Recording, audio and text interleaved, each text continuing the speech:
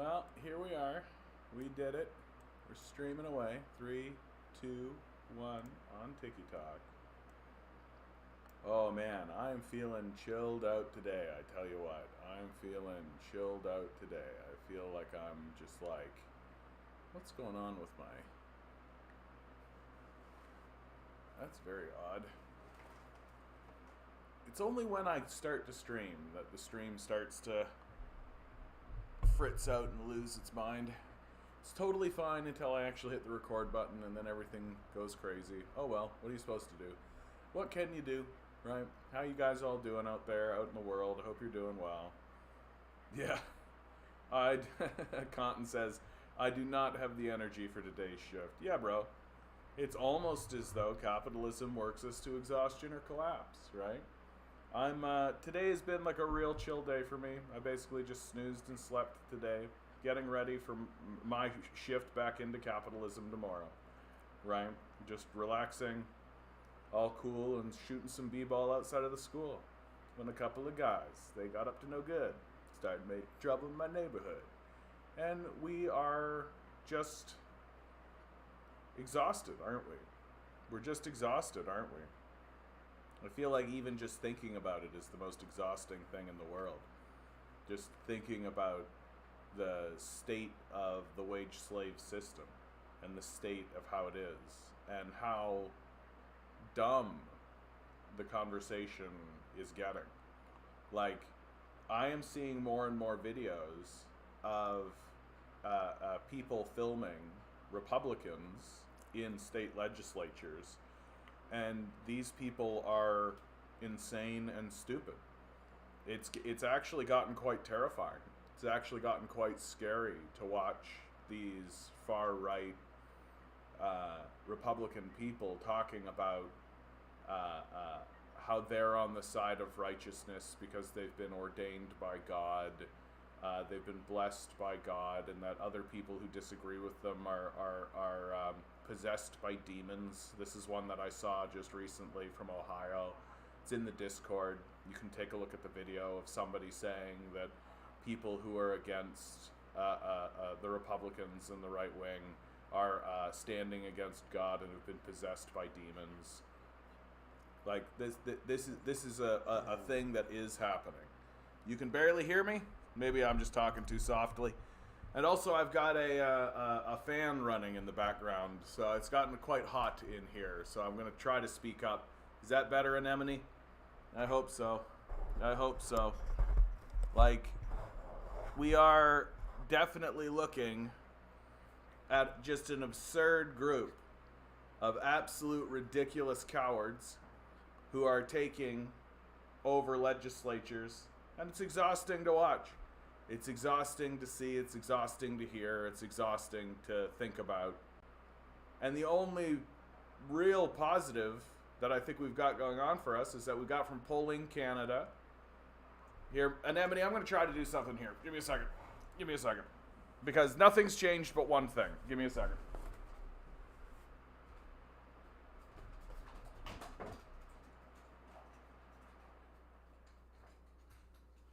Here. I bet you anything that my microphone is just being finicky because I put that fan on and it's like, oh, let's just get rid of that sound. And yeah, what are you going to do? It's not that hot. It's not that hot. Hopefully that's better. So right now we've got from Polling Canada. The question is, the strike is necessary so that public servants can get a fair deal, and 50% of respondents, this is of course in regards to the PSAC strike that's going on at the federal level here in Canada, 50% of Canadians say that they agree, 50% of Canadians agree, 33% disagree, 17% unsure.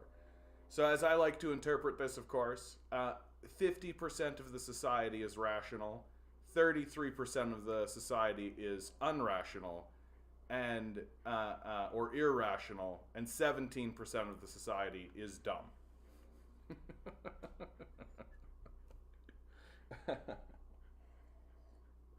Good to see you, Grinning. Good to see you, Staz.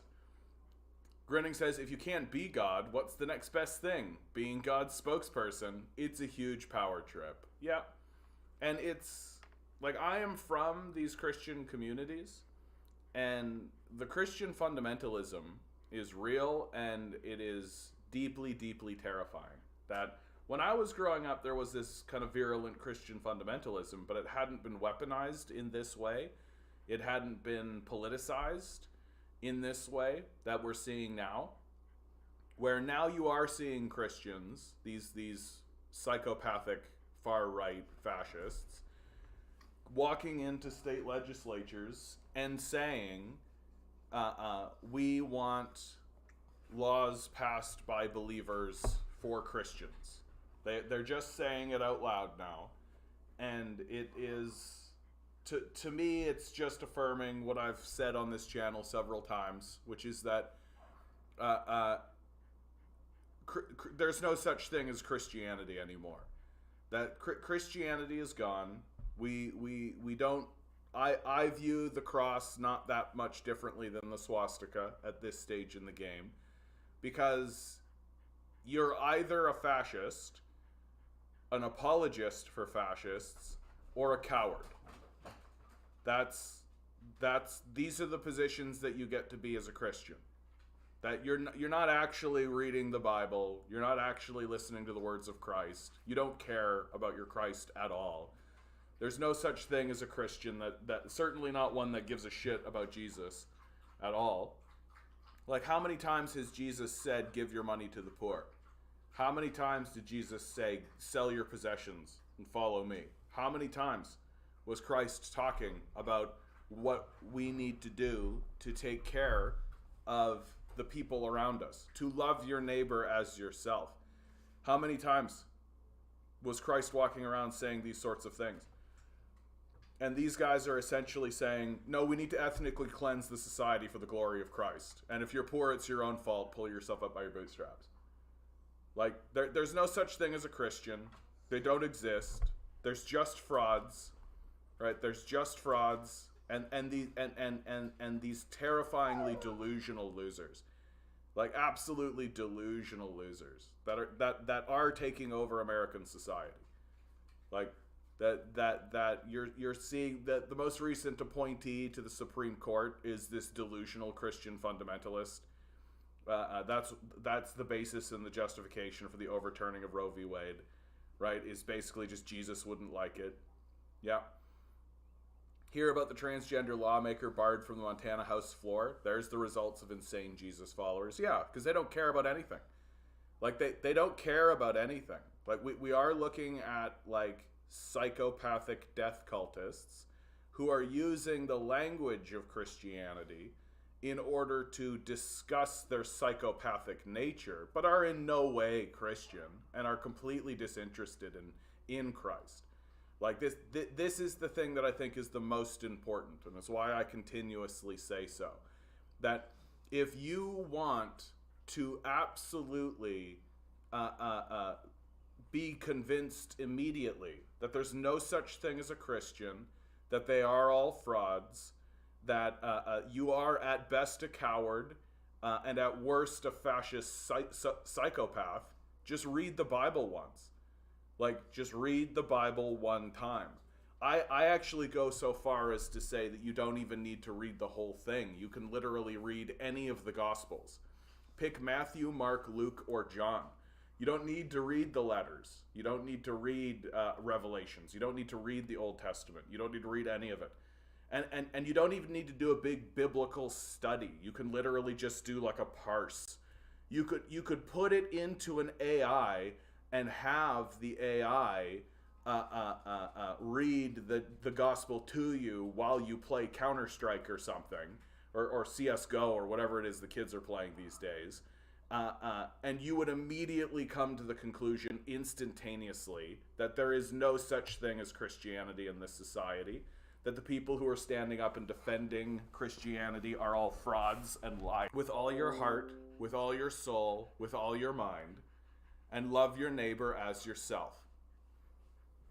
Give your money to the poor. He says it all the time, right? Are these Christians doing any of that, do you think? Are they even trying to do any of that? Right? Okay, Milo. Are they even attempting to do any of that? No. Are they interested in doing any of that? No. That the best that you will ever see from any organization that makes the claim to being Christian, is some kind of performative action. And I'm going to spell the grift out as best as I can, right? So those of you who are sitting there saying, oh, well, there are still like liberal Christians. There's still like such a thing as like a liberal church. There's still such a thing as like a liberal kind of, you can just be a Christian and believe in your faith and all that kind of stuff. It's junk and it's garbage, and here's the grift from beginning to end. Step 1, support the system of poverty. So vote liberal, vote conservative, and more vote NDP, right? Make sure that you have a huge society full of poor people who are desperate. Step 1, right? Step 2, say to your congregation, oh, someone must look out for the poor that we guarantee exist through our actions, that we, the church, guarantee that there's a system of poverty in place for us to exploit for our benefit.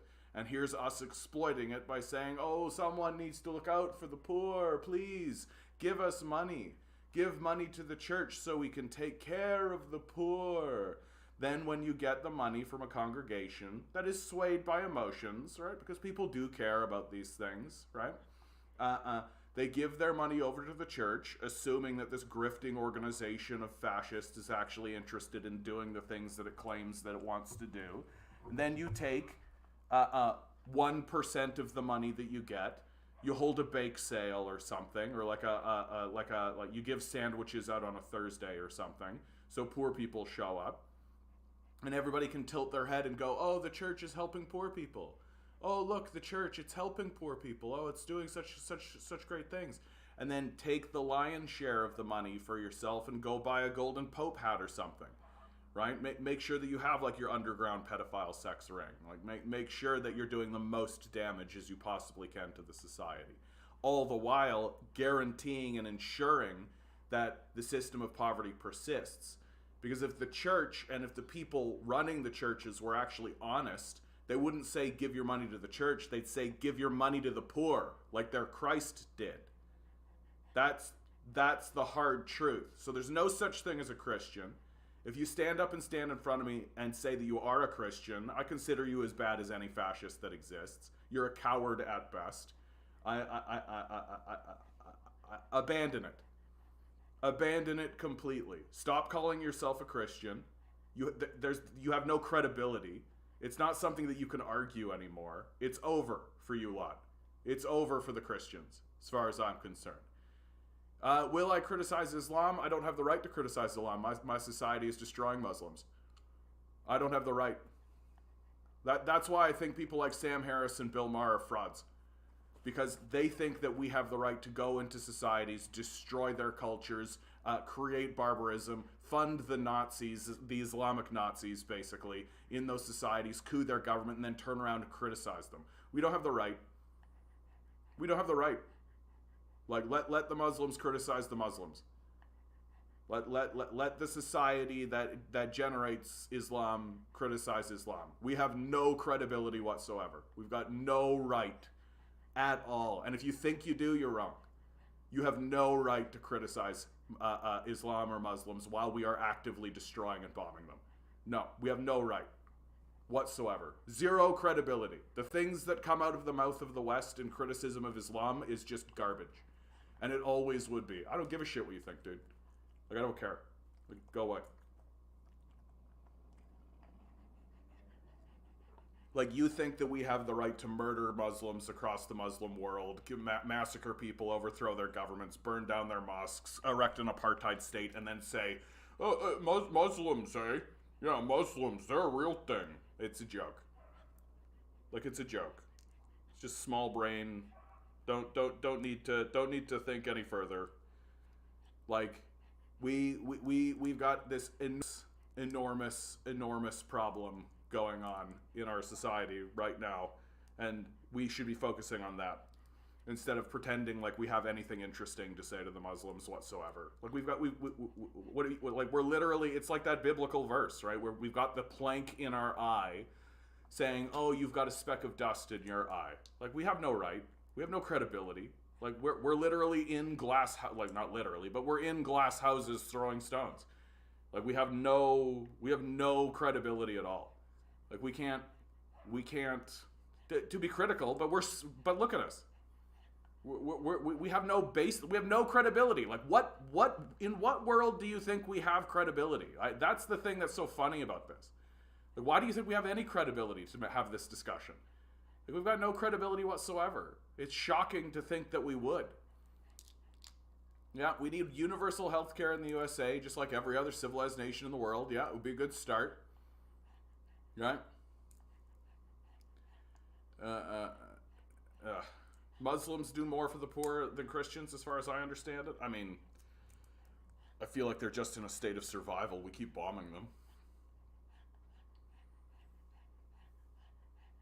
Yeah, Christianity is dead and Christians killed it. I promised you it wasn't because of the secularists. No, the Christians are doing a fine job of it. Yeah, Dr. Robot, you guys are right. I should probably sit down and watch Dr. Robot. Maybe I'll actually get to that one day. Every time I see a clip of it, it gives me that kind of like triggering thing. I look at it and I'm like, ugh, this could take me down a bad rabbit hole. Transphobia, it's like Christians haven't even read The Left Hand of Darkness. Yeah, Christians reading, that's funny. Doom to Bloom, yeah, one of them. He said if one more person recommends it, he would. Okay, Dr. Robot, or Mr. Robot, rather, Mr. Robot.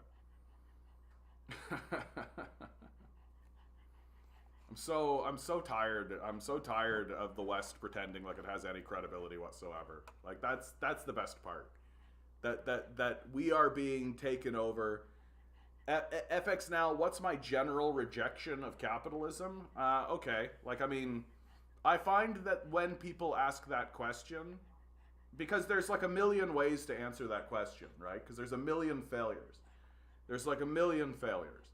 That capitalism is responsible for the general destruction of the civil society, the poisoning of the air, the water, but if you want it really boiled down to its most basic component, the thing about it that is worth talking about the most, it's the structural antagonism that exists in the society because of it. That instead of discussing its symptoms, such as the full destruction of the civil society, right? The reality of capitalism is that it is a relationship between those who own property and those who do not. That there are asset holders, property holders, business holders, capitalists, people who have capital, right? Withholding that capital from the mass of the people because that capital was generated by labor in the first place.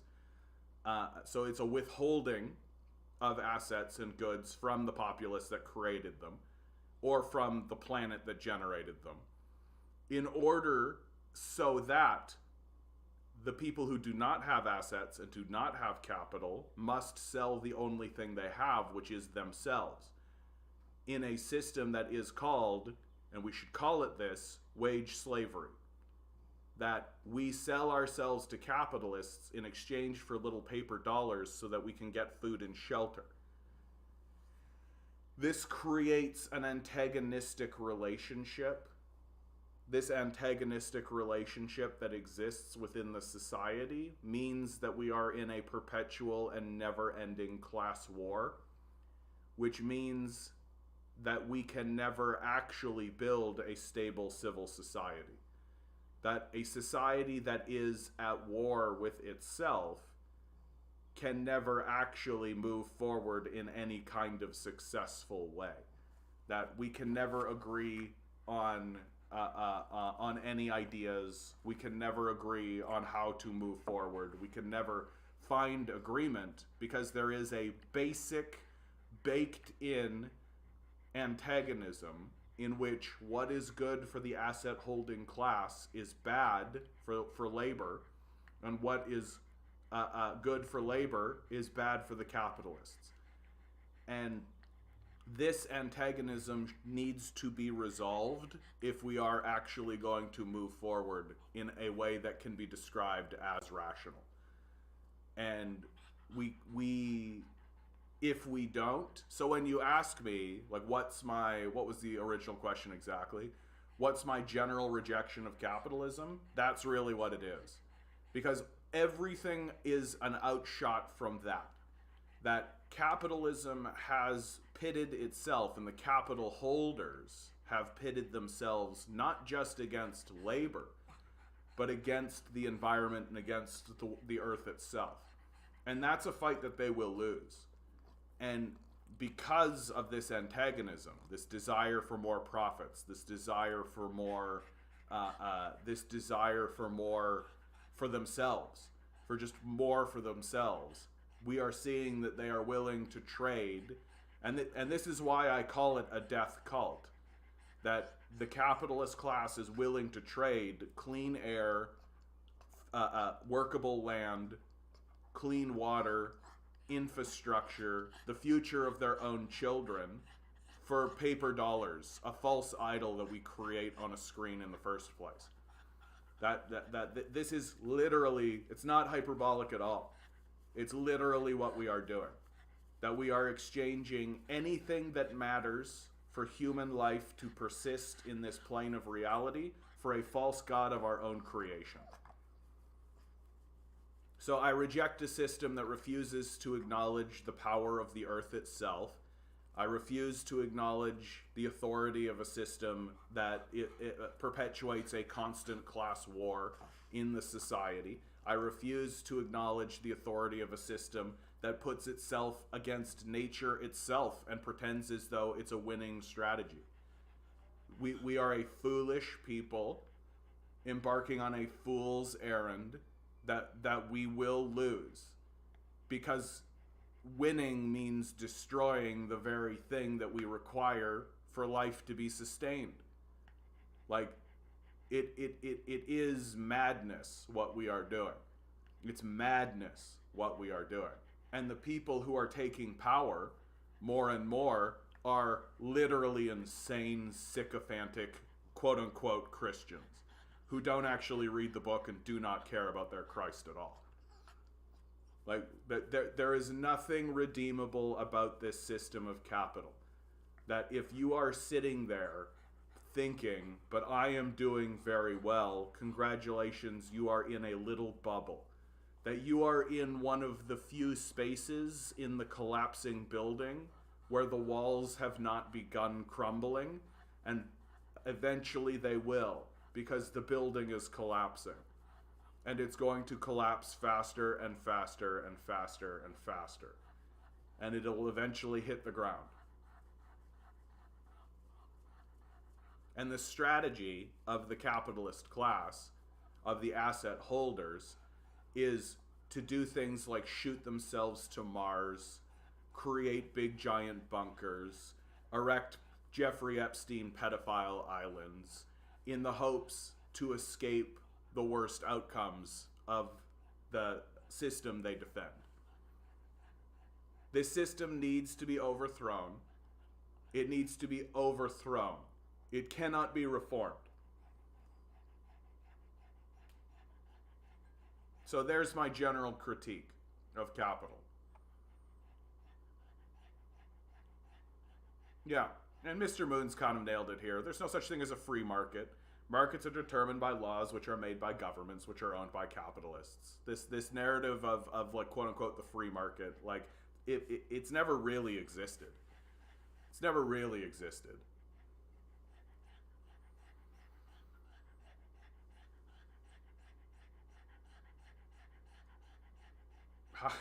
Yeah, 17% unsure on this poll. Going back to the poll, the strike is necessary so public servants can get a fair deal. 50% agree, 33% disagree, 17% unsure. Compton says, 17% unsure? How can you not have your mind made up in this day and age? How? I think it's just fear. I really do. I think it's just people are in a state of fear. I think they don't know what to think. I don't know.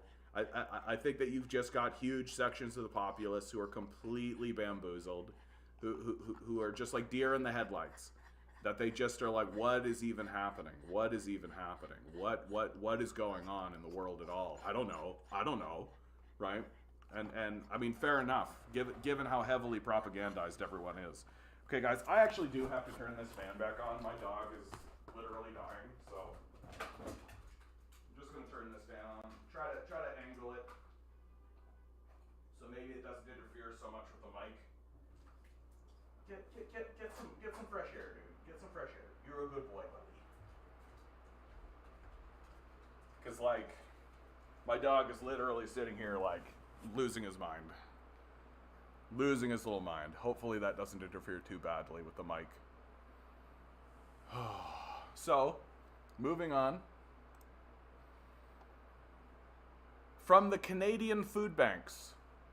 Canada Food Bank sounding the alarm amid record number of visitors struggling to put food on their tables. A record number of Canadians are turning to food banks as a source of putting food on the table, while rising housing and inflation rates leave many choosing between essentials such as food, clothing, or shelter. Toronto-based Daily Bread Food Bank reported close to 270,000 visits in the month of March alone, the highest in their 40-year history. We are absolutely in a crisis, and now we are at a breaking point, said CEO Neil Hetherington at a time when food banks across the country... sorry guys. Milo, you're ruining everything. Holy cow, dude, you're actually like standing in all the cords right now.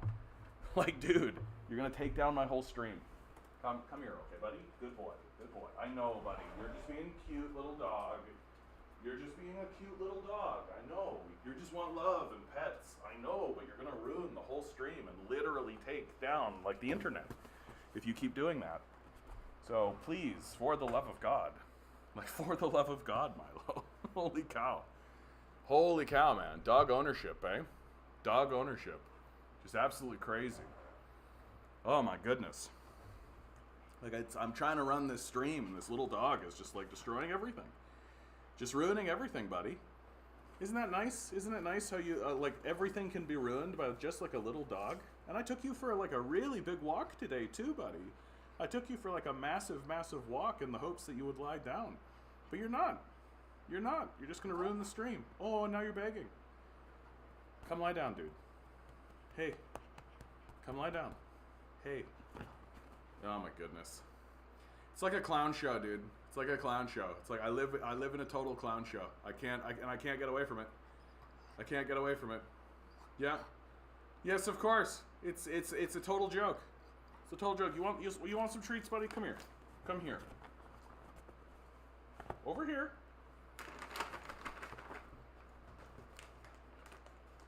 It's not like we're trying to have important discussions about what's happening in the world, dude. Although Milo doesn't understand. Milo doesn't understand any of that. Milo is just like, treats. Treats are good. Milo likes treats. That's right, Milo. Don't we all like treats? Don't we all? Oh my God. Hope you're all doing well out there in TikTok land. Hope you guys are all doing well here on the YouTube. Oh my goodness. What a clown show. This story right here, like, what is shocking, what is absolutely shocking is that this is not the number one issue for the political class in this moment. This is how you know we live in a fraudulent system that should not be taken seriously at all, that has no credibility, that has lost the ability to govern, that has lost the ability to have the right to rule at all. Is that you've got, what, 270,000 people visits in the month of March alone? Nothing. No response whatsoever. 0% response. Like, I am kind of to the point now where if we were being invaded by a military force, would our government respond to it? Like, I don't think so. This is the level of egregious incredulousness that I think our society has now. That I don't think our governments, I don't think our leadership is actually interested in protecting the basic security of its citizens. You have this level of food insecurity, and while this is happening, oh, there's massive corporate profits going on at the highest possible level. Galen Weston is making money hand over fist to the point at which the poor, to the point at which they're bringing him forward to talk to the parliament. He has to step down as a CEO because everybody hates him for good reason. He's a psychopath. And what's the response from the actual government? What's the response from the actual government, Milo? Nothing. But even worse, no response from the leaders of the opposition. No response. Like, the whole argument is, oh, we'll raise taxes from the NDP. Who gives a shit about this at all? We should be standing up and saying, if you continue raising prices, we'll throw you in jail. This is what we should be saying to these guys. We should be saying, hey, why do you have all of these companies? Why do you have access to the food distribution network? Why are you part of this system at all? Why do we have these worthless parasites that have embedded themselves into the core of the system? Why does Galen Weston have a say as to what's going on in the society? Why are we interested in what this absolute total sycophantic loser has to say about who does or does not get food? Why is there no one in the political system that's standing up and pointing what is patently obvious, that Galen Weston is a total loser that we should get rid of? That he simply should not own these properties. He shouldn't own Loblaws. He shouldn't own Shoppers. He just shouldn't be part of the system at all. That the idea of allowing our food distribution network to be privatized was always a bad idea. And we should get rid of these people. We should get rid of these people. Isn't that right, Milo? You little guy who's losing your mind again. I'm blown away, dude. I gave you a huge walk today. Like, I gave you a huge walk and you're still losing your little puggy mind. I don't get it. Like, I don't get it. Like, why are you losing your little puggy mind? You need that, do you? You need that, do you? Yeah. You're a good boy, buddy. You're a good boy. Boy. Morals and values in life go a long way, but greed kills it all. Yeah, absolutely. Absolutely. Like, absolutely. We are witnessing a collapsing society. We are witnessing a society that is abandoning itself. And abandoning itself for the dumbest reasons that you can imagine. Like, it doesn't actually get dumber than this. That's the thing that I love so much about it. It doesn't actually get dumber than this. That we are abandoning our society for paper we print and for numbers we put on a screen. It's just absolutely embarrassing. That future societies are going to look at us and just be like, what a bunch of losers. Like, what a bunch of total losers.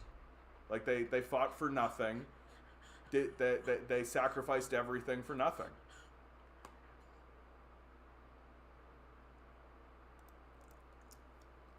And meanwhile, Argentina drops the dollar in trade with China. Buenos Aires will pay for imports in yuan after signing a currency swap deal with Beijing. The rest of the world sees what's happening in the West. The rest of the world sees the rise of fascism. The rest of the world sees how insane we've become. The rest of the world has lost touch, sees that we have lost touch with reality. The rest of the world understands that the West is going full-blown fascist. the rest of the world sees that we are abandoning ourselves. And so they are isolating us. They are isolating us, and they are going to make sure that they are not connected to us as we collapse. That they are going to look out for their own interests. They are going to make deals with each other. They're going to try to make sure that their own citizens are protected, because they live in a society that actually cares about itself, that they live in a society where governments feel like they should govern. They live in societies where they think that the purpose of a political class is to rule and make decisions, and that in the hopes that it will benefit the public. And they are seeing our society absolutely cannibalize itself from the inside. And so they're doing everything they can to get away from it. And what is going to happen is that as more and more countries begin to get rid of the dollar and stop trading on the dollar, there's going to be a tipping point. There's going to be a tipping point where there's going to be a currency reset that happens very swiftly, where your free trade market starts to recognize that, oh, we can't actually get anything with these dollars anymore. We can't actually buy anything with these dollars anymore, because no one's willing to accept these dollars anymore, because these dollars don't mean anything anymore. They're not connected to actual material gain any longer.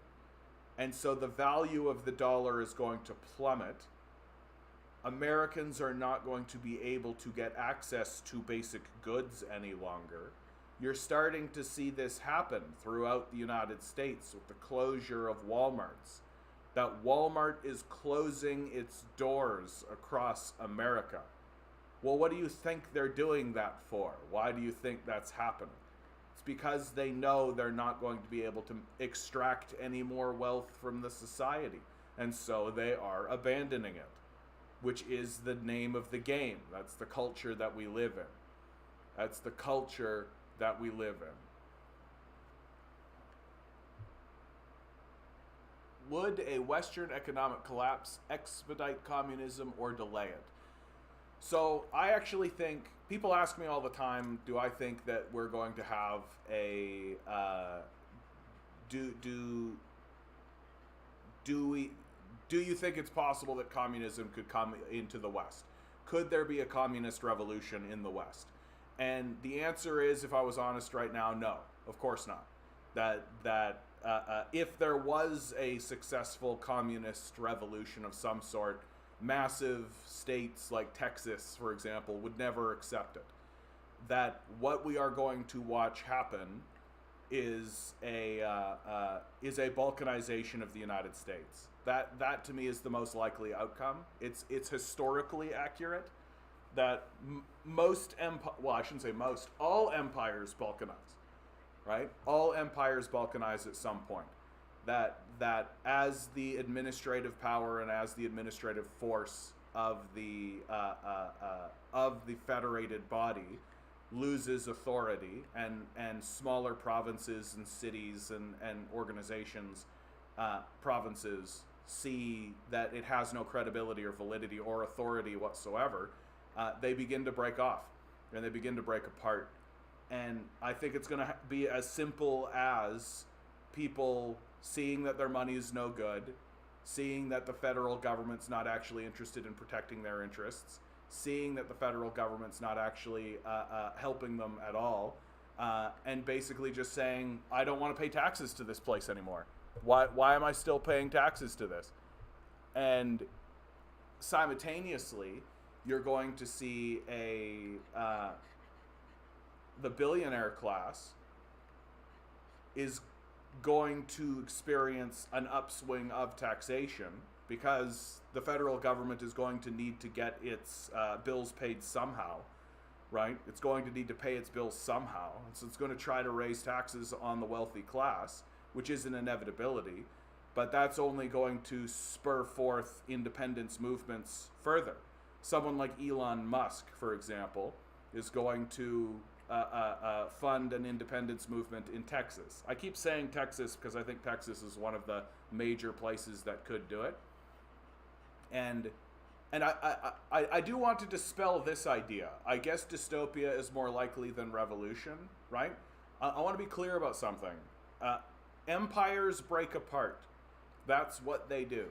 That it's not dystopic, it's what happens. That the history of every empire that has ever existed in the history of mankind is one of a federated body coming up and then a steady decline where it falls apart.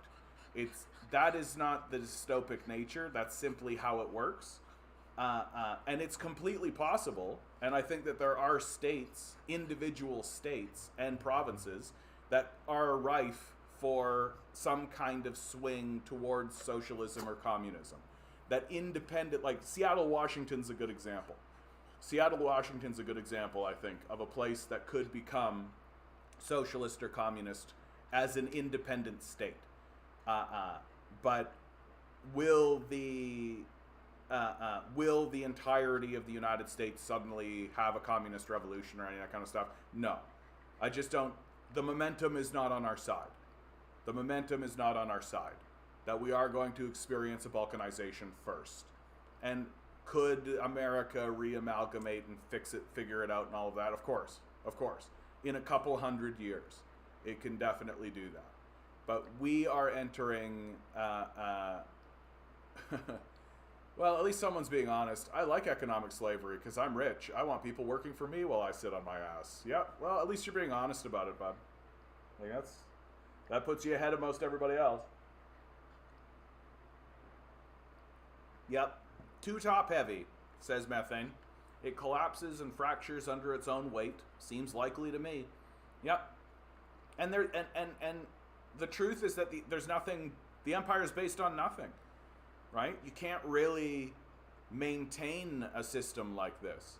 You can't have this sort of financialized parasitic system that creates nothing of value and just spreads war wherever it goes. It just doesn't work. Like, it just doesn't work. That eventually the rest of the world will say, what is it that you do exactly? Like, what is it that you make? What is it that you create? What is it that you're actually doing? Right? Socialism or barbarism? Yeah.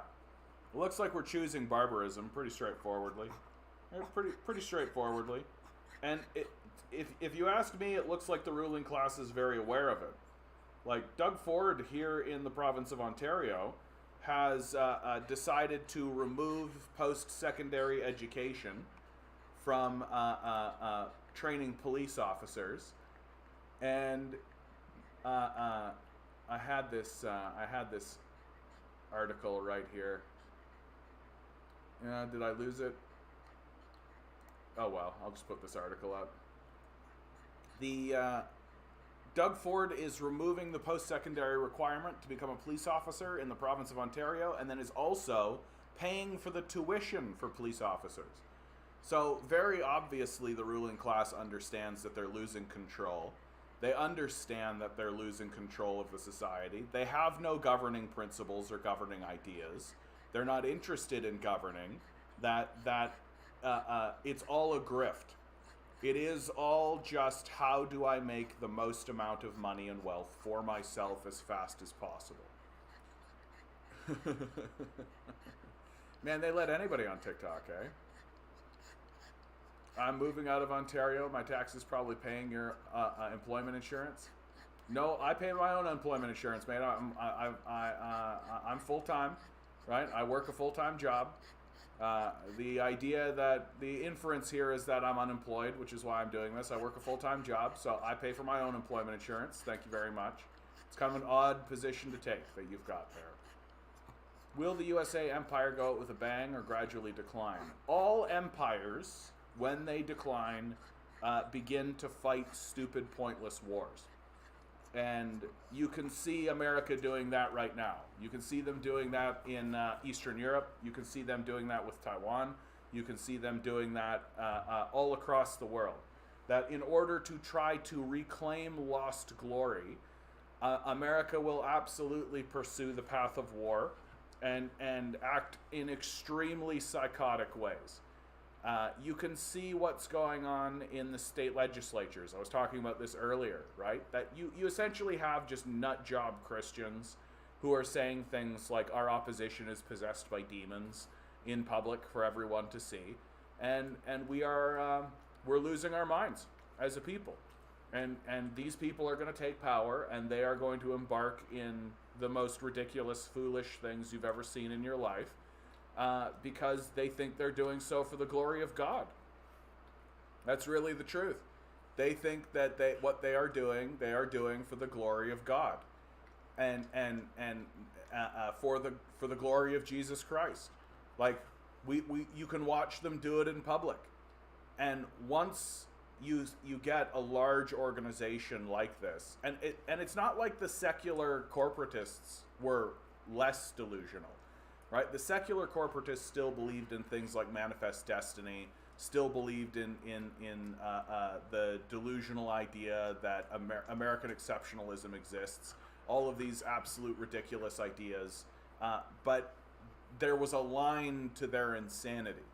And the new ruling class that is taking power in America, the new ruling class that is stepping into the position as the leaders, are as detached as a person can be. Like, we're talking about like Aztec level, if we sacrifice virgins to the volcano, then the gods will bless us with crops kind of insanity.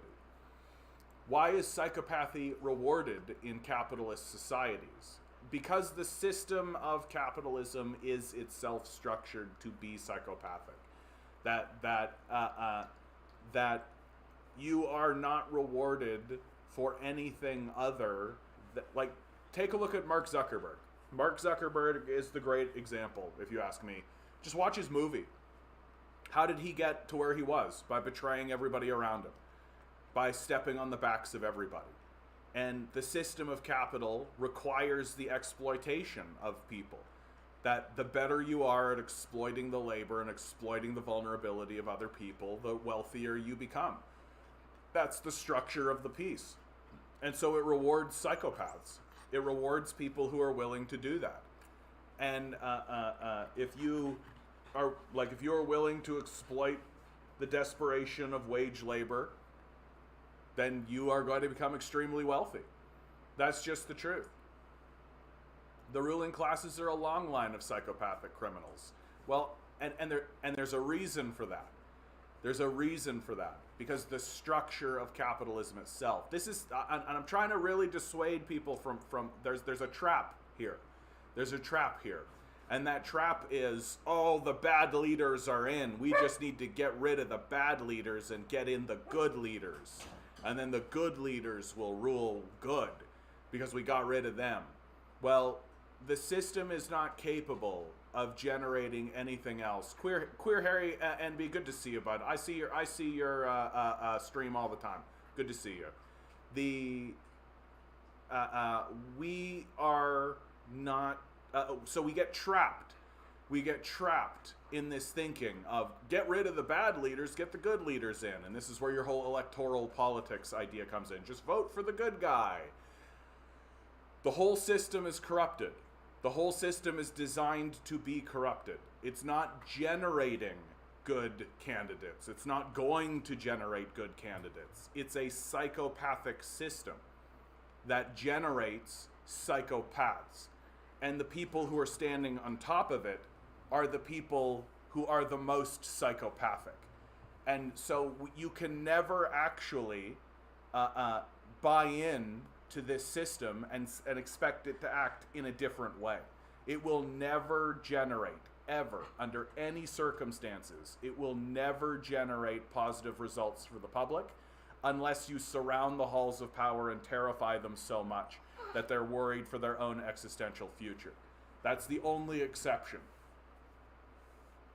Yeah, our obsession with decorum, absolutely. Politeness, we're going to be polite to the grave. We're going to burn to death while doing what we're told. Methane says, something I've wondered for a while. Why do you prefer communism to another left kind of ideology like anarchism? I think I'd want less government today. So, Methane, I find that when I talk to anarchists, I find myself nodding my head a lot and saying, yep, that's right. Absolutely. I agree with that. Absolutely. Where I diverge with the anarchists, and it's extremely specific, it is extremely specific, that I diverge with the anarchists because the anarchists don't seem to actually have an answer to the problem of imperialism. That what anarchists talk a lot about horizontal organization, and they talk a lot about getting rid of the government and all this kind of stuff. And when I hear it, I think to myself, okay, so the empire will just roll over you. Like, it will just roll over you. And if you don't have a strong, centralized military bureaucracy that is actually interested in protecting the interests of the whole, i.e. what the communists argue for, you will be rolled over. Like, and I don't see a solution in anarchism for that problem. That what I think the anarchists have done more or less is jump to the end. That we are here and then they go over here. And I don't think there's anything wrong with that. I think that Marx does that to a certain degree, right? When his vision of communism is very much like, you know, the stateless, moneyless, like he goes from here to here, right? And yeah, grinning. I haven't really seen anything that convinces me though that anarchism really has thought through how do we get from here to there. That they're there, and when they talk about it, oh hey, let's listen to this guy. Hi there, Jesus. How you doing, bud? Is my volume down, Jesus? Let's listen to Jesus. Maybe my volume is down. Are we talking, Jesus? What are we doing here, bud? How you doing? Nah. Okay. Thanks, Jesus. How do I get rid of Jesus? How do I get rid of Jesus? I don't know this app very well. I'm really bad at it. How do I say bye? Hosts, match, guests. Can I go guests? No. Why am I failing so badly at this, guys? There should be just a button for me to say farewell, Jesus, right? Oh, farewell, Jesus. If you really believe in socialism, why not become a dual citizen to another country you idolize? There's lots of good reasons for that, right? Like, the big one is that I'm poor, right? I don't have money. It takes money to do these things. The second one is I don't speak the language in a lot of these places. But the third, and I think the most important one, and the one that I think really matters, is I don't see a reason to abandon my own people during a crisis. That I don't think of these things in the individualistic way that you do. That I understand that we live in a society of extraction and abandonment, but I don't seek to participate in that abandonment. I'm not looking out for my own skin, if you understand it that way, which is what you're implying, that we should just look out for our own skin, right? I have 12 views. Yeah, the people aren't listening. If you say so, bud. I don't really understand why you have such hatred in your heart right now. I don't understand where that hatred is coming from. Like, what are you afraid of? Why do you feel that we should be defending the system of capital? Like, what is it that makes you feel as though you need to speak this way to anybody? It's sort of an odd position to take.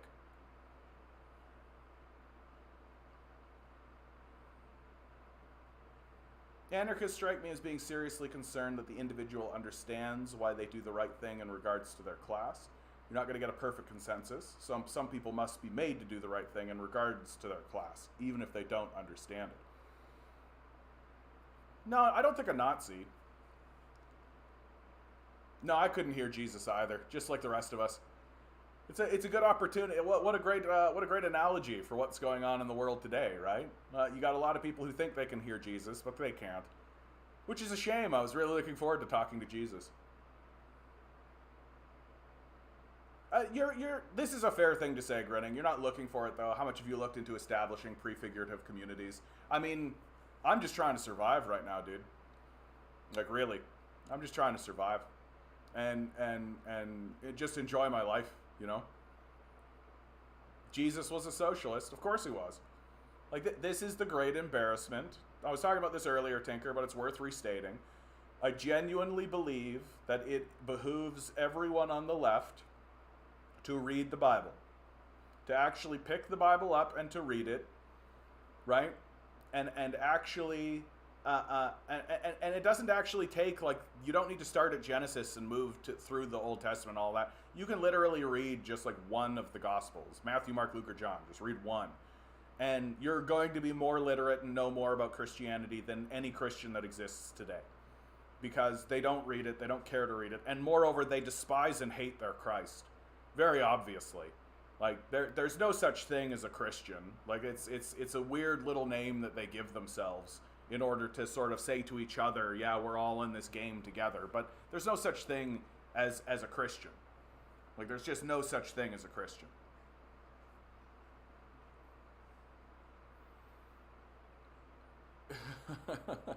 Y'all want Trudeau? Because he's about as communist as Canada's getting. That's a weird position, dude. Like, it's really weird.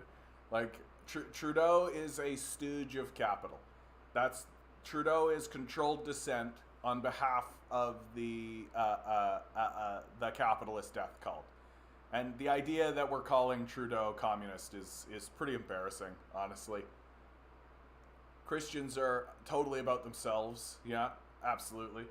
No, modern Christianity is like, if Christ were to actually show up, the Christians would kill him. Like, they would despise him, because they absolutely despise Christ. They don't listen to him. They don't follow the words that he says. They certainly don't believe anything he has to say. And they without a doubt, and this is absolutely the truth, they do not read the book. They don't care what he says. They don't read what he says. They don't listen to what he says. They have erected kooky, strange, weird little cults based on principles that have absolutely nothing to do with Christ. And so the idea that they call themselves Christians is itself just a self-report of the highest level. Like, they should call themselves capitalists, because that's what they are. That they're just using Jesus and Christ as this veneer to defend their system of capital. That's what they're doing. Yeah, they'd burn him alive, lynch him first because he was dark-skinned. Like, there's no I straight up think this is true, even if you think, like, oh, I'm part of a denomination that is actually quite liberal and is all this kind of stuff. I don't care. Like, I don't care at all. Like, the fact that they are uncomfortable calling themselves capitalists, that is the most telling. Yeah, absolutely. Like, and this is why I say that we should read the Bible. Because if we become experts in the text and begin to quote scripture to these fake nonsense Christians, they don't actually have a response to that. And I feel like it would be very revealing. That it would really show anyone who has sense that these people are frauds across the board. Just frauds across the board. Socialist Jesus should come back with Marx and bring peace. Wonder if Christians could handle a God king like that if he had power. Christians would essentially become the modern Gnostics. I actually think that wouldn't it be hilarious if the CIA ran a psyop where they hired somebody and had him ascend from the sky, right? And like we got footage of it. Here's Christ coming back, and then you've got like a CIA Christ. I think that would make a really good script. I think you could make like a really good, like, Wag the Dog style movie based on this idea of Christ comes back, but it's a CIA psyop. Every serious moral philosophy is anti-capitalist. Read Kant. Evil is treating people as a means to an ends profit rather than an ends to themselves. Yeah. Tinker says, if Scientology cults switch to communism and mixed Dianetics with it, then it may be appealing to masses. I'd love a comic about that. Yeah. I feel like it would make great media, dude. I think that you would You could basically just take the story of Wag the Dog and just replace it, the concept of them faking a war with the concept of them faking this return of Christ, and it would do very well. I think people would really like it. It'd be really fun. Old Star Ouija board, good to see you, bud. How you doing out there? Isn't that Project Bluebeam? To be fair, I've never looked into that conspiracy, bro. We gotta take a look at this. Project Bluebeam. What is Project Bluebeam? It's a conspiracy theory about a supposed project whose purpose is to create an artificial second coming in order to control people. As per the alleged theory, the New World Order's purpose is to abolish all Christians and traditional religions in order to replace them with a one-world religion based on the cult of man, to abolish all national identities and national pride in order to establish a world identity and a world pride, to abolish the family as known today in order to replace them with individuals all working for the glory of the new world, one world government. Sounds right. Right? Sounds right. Did I see the Crowder video of him talking about his divorce? I don't really care about Steven Crowder that much, honestly. Like, I feel like Steven Crowder has proven himself to be a complete loser. The idea that anyone is spending any amount of time listening to this guy, to me, is just a sign of the end of our civilization. That he has no credibility. He's got really nothing interesting to say. And I don't give a shit about him divorcing. I'm happy he's getting divorced. I hope his wife realized how big a fucking loser this guy is, and is bailing on him and is taking his money. I hope that happens. Steven Crowder's a piece of shit. Dude, it's so funny though. He's mad that the law isn't forcing his wife to stay with him. Yeah, that's right. Like, these people are fascists, right? They hang out like.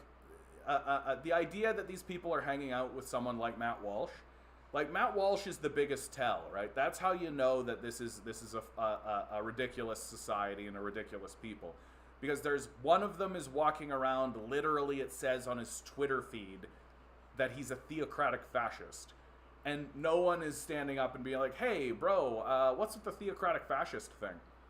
Why do you call yourself a theocratic fascist? What's up? Like, nobody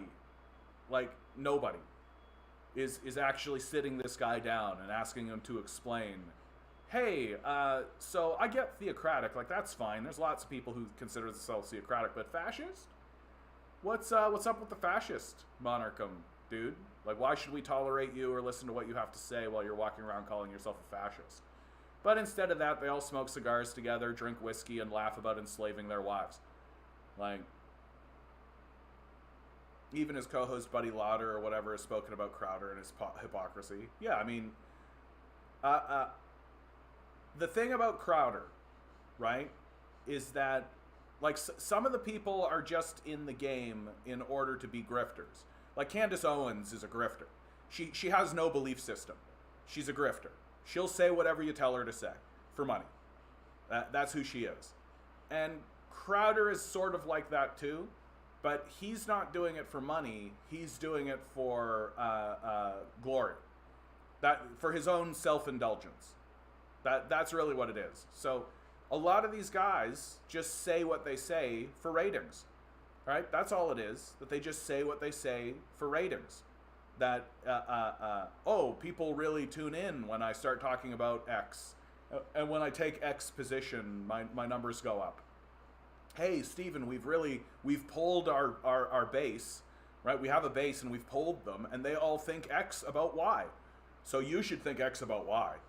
And he at no point does Steven Crowder go, well, is X correct about Y?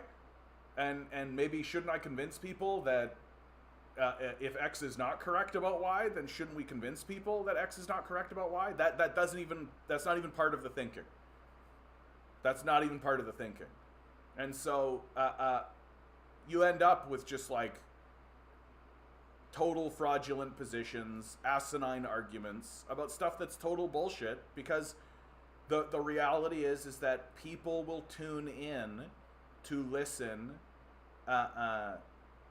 to have their biases confirmed. That's the number one reason why people tune in, which is why the whole system falls apart under a system of capital.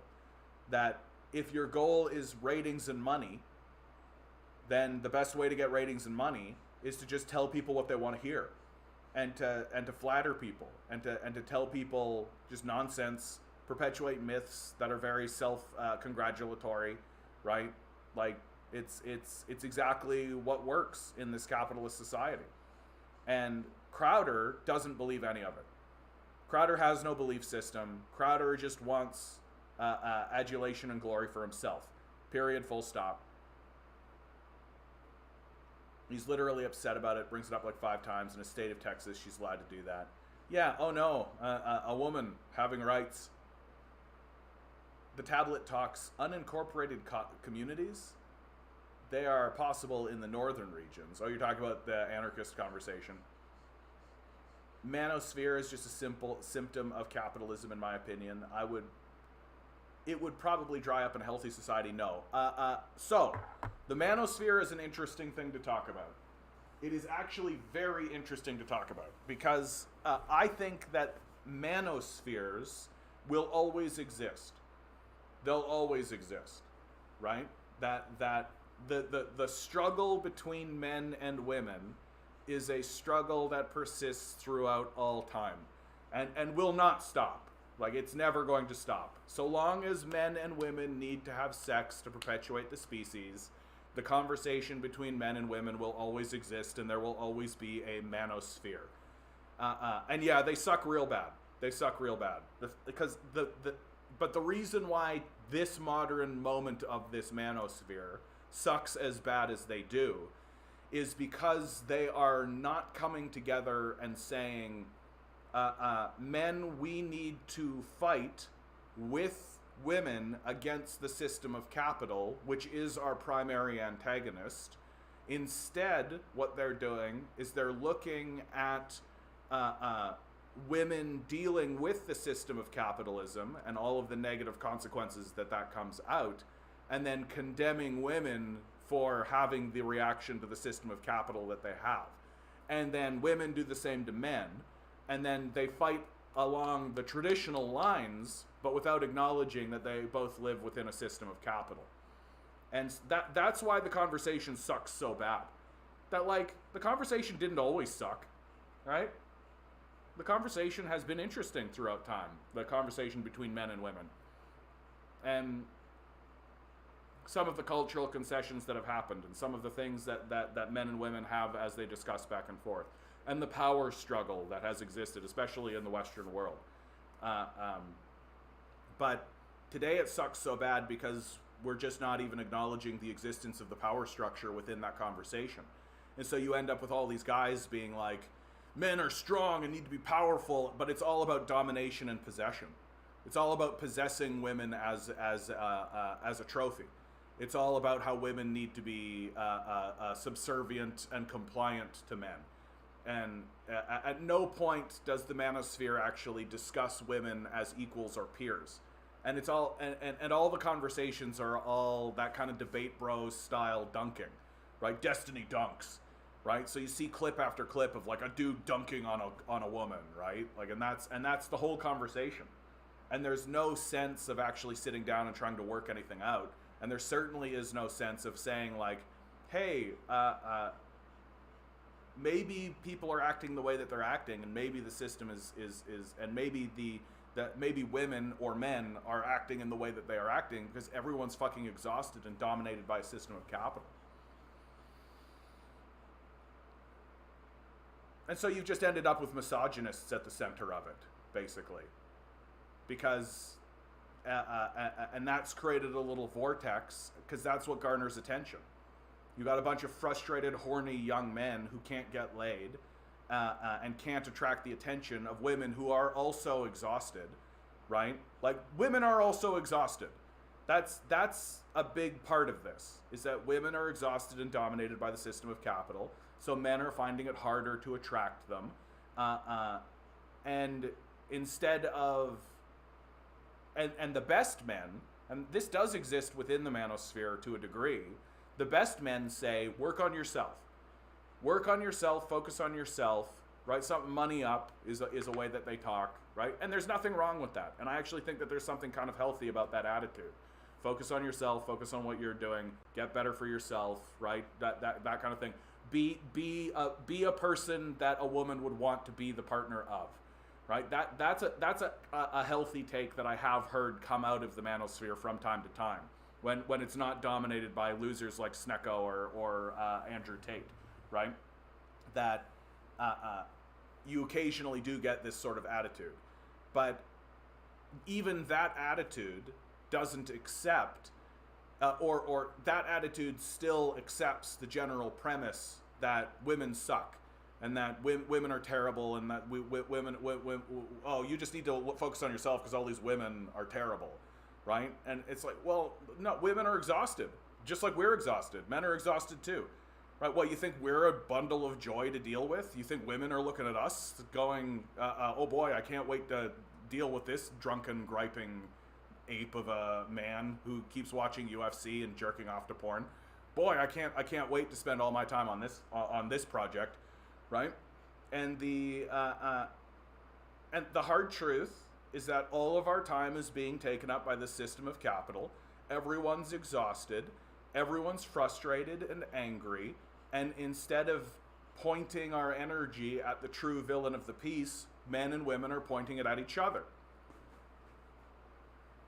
And instead of treating one another as human beings, instead of treating one another as peers, as equals, we're treating one another as commodities. And it seems to me like the number one thing that everyone's focusing on is what's your money at? Which is just straight up subserviate yourself to the system of capital and define yourself on capitalist terms. Where's your money at? So this is why the manosphere becomes childish and ceases to be able to have a genuine conversation, because it's not actually, it's projecting outwards. It's not the people who are doing it are projecting outwards. It's not actually listening or paying attention to what's actually going on around them. It's pretending as though this is perfectible and you are flawed, and refuses to acknowledge the common enemy. So that's why it sucks so bad. Old Star says, I'm pretty anti-Canadian flag because I'm native. Fair enough. The only flag in my house is Stitamic and the Indian flag that was at Oka. How do you reconcile branding with the flag? Not trying to bug you, just wondering. Fair point, Old Star. Fair point. I think it just comes down. There is no deep analysis to this, bud. The name of the show is the Canadian Commie. That's the name, the Canadian Commie. The Canadian flag is the maple leaf. The communist flag is that. 1 + 1 = 2. And it's and there's no deeper systemic analysis or anything like that. I'll straight out confess to it, that I'm not trying to project the glory of Canada. I'm not trying to say Canada's the greatest nation in the world. I'm not trying to say any of that. I'm just saying I am Canadian. I am communist. There it is. It is as straightforward as that. And but I respect your position. Like, I respect, especially as a First Nations individual, I definitely respect your position.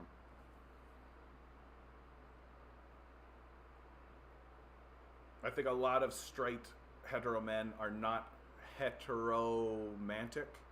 So much of what they say is how much they hate women. Yeah, I think there's a lot of that going on. And I think there's a lot of man-hating going on as well. I think it goes both ways.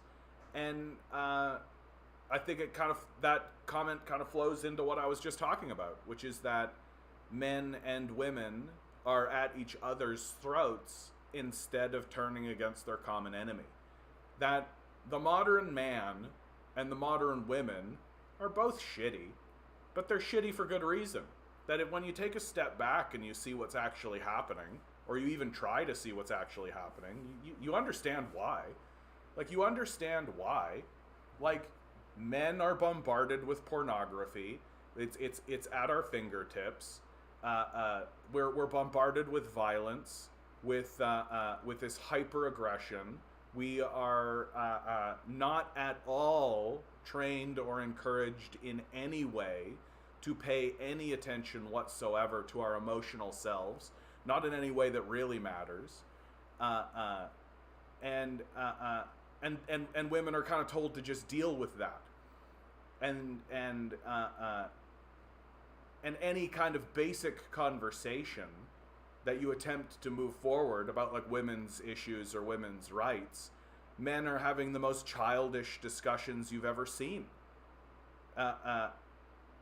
Like the most childish possible discussions you could possibly have. Like, why is the manosphere not seriously grappling with the reality that women have periods? Like, this seems to me to be such a basic thing that everybody should discuss, but the reason why the manosphere doesn't is because it's icky. Like, we're not really grown up. Like, we're not really grown up and having grown-up discussions about the nature of the relationship between men and women. I think a lot of straight men aren't straight where it might matter most. Yeah, I mean, that's an interesting one, right? That, like, I think that a big reason why there's such a pushback against the trans agenda, quote unquote, and certainly the gay agenda. I saw this with the quote unquote gay agenda, right? Is that it really came down to just a fear that white men have of asking themselves a serious question about their own sexuality and about the nature of their own existence.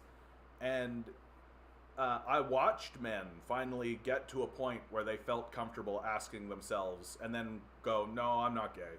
It's fine. And then it was all fine. And they moved forward in their life and everything was fine. And then they would see a gay person and they'd be like, huh, okay, everything's fine. And the trans issue is more difficult because you're fundamentally asking, and Matt Walsh asks all the time, what is a woman? But really, it just shows how big a coward he is because he's not asking the actual important question to himself, which is, what is a man?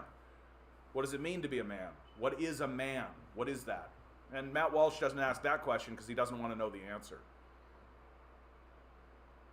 Matthias, the manosphere cherry picks fringe outlier examples of awful women and attempt to paint all women like that. Yeah. They get mad at women who do the same thing. Yeah. But that's a classic fascist thing to do, right? That's classic. That you see that today in the trans conversation. You saw that with, like, you see that everywhere, all the time, constantly. You take an outlier. You see this in the Christians. What they'll do is they'll take a Bible verse, right? So they'll take a verse that was written in a specific time to a specific group of people for a specific reason, and then they'll decontextualize the verse. So they'll literally remove everything from it, and then they'll blow it up and universalize it and pretend like it was the Great Commandment. Like that you see that all the time in Christianity. You see this all the time in race conversations, in sex conversations, in all of it. And it's a classic strategy to attempt to defame an entire group of people by one example of basic humanity. Like, all they're really pointing out is that women, let's say, are also human. Or like trans people are also human, right? So the recent shooting that happened where a trans person was the person who did the shooting. It's like, oh, okay, so that makes them normal. That makes them just like the rest of us, right? But because it was a trans person, it was terrible. It was horrifying, right? I think the funniest one is that people are scared of trans people or people wearing dresses, men wearing dresses, drag, reading books to children. Like, I can't imagine a more pathetic position to take than being like, that man is wearing a dress and reading a book. Oh, something must be done. Like, this is indoctrination. I just can't imagine a more pathetic position to take. To be fair, the Canadian flag is popular in other countries. Yeah, so if you're casting... wide net, it makes sense. I don't think it's me casting a wide net, dude. I just think it's identifiable. That's all. I just think it's as simple as that. It's a good logo. Your TikTok live is like 30 seconds ahead of your YouTube live. Yeah, fair enough. Yeah, bro, my girlfriend has periods all the time, probably once a month, right? It's hell for her. Yeah. So some women go through something very dramatic, and men basically pretend like it doesn't exist, or they pretend as though it's just like, well, deal with it. Like, I got problems too. It's like, yeah, bro, probably not. Like, probably not like this. You don't have blood coming out of orifices, right? Like, you got to respect this shit, and we don't. We don't at all. Is it not just a projection to alleviate pressure from the church? Can you be more specific about that comment, Snake? I don't think I understand your comment.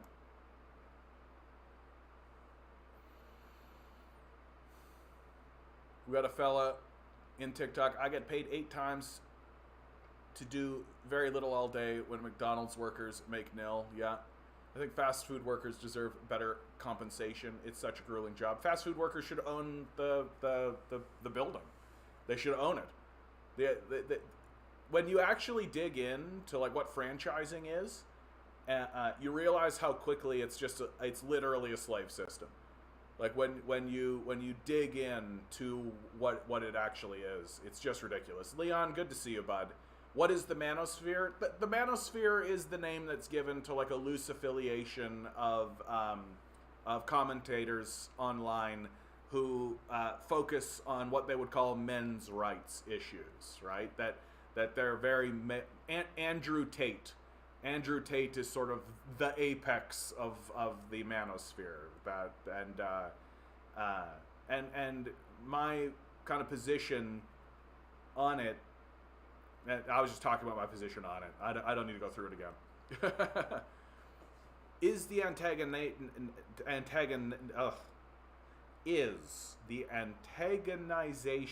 I did it, of trans people reading to children not just a projection from conservative politicians from themselves and their churches? Yeah, I absolutely think that's the case. That all of the hatred that happened towards gay people throughout the 90s, during like the It's Okay to Be Gay movement and all of that, I actually believe 100% was just straight up projection from start to finish. That it was all it ever was straight white men who lack the emotional capacity to deal with their own internal emotions, refusing to confront themselves about their own sexuality.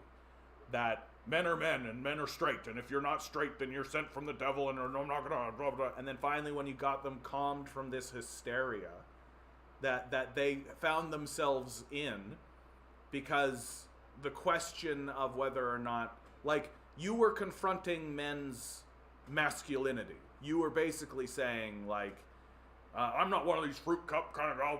And they were all getting themselves worked up into a hysteria about it. Right? I saw it. I witnessed it. I was part of it. And I really do think that the bottom of it was, I know what happened in my community was that you had more media come out, like quite seriously. And I know people kind of scoff when I say this, but I'm dead serious about this.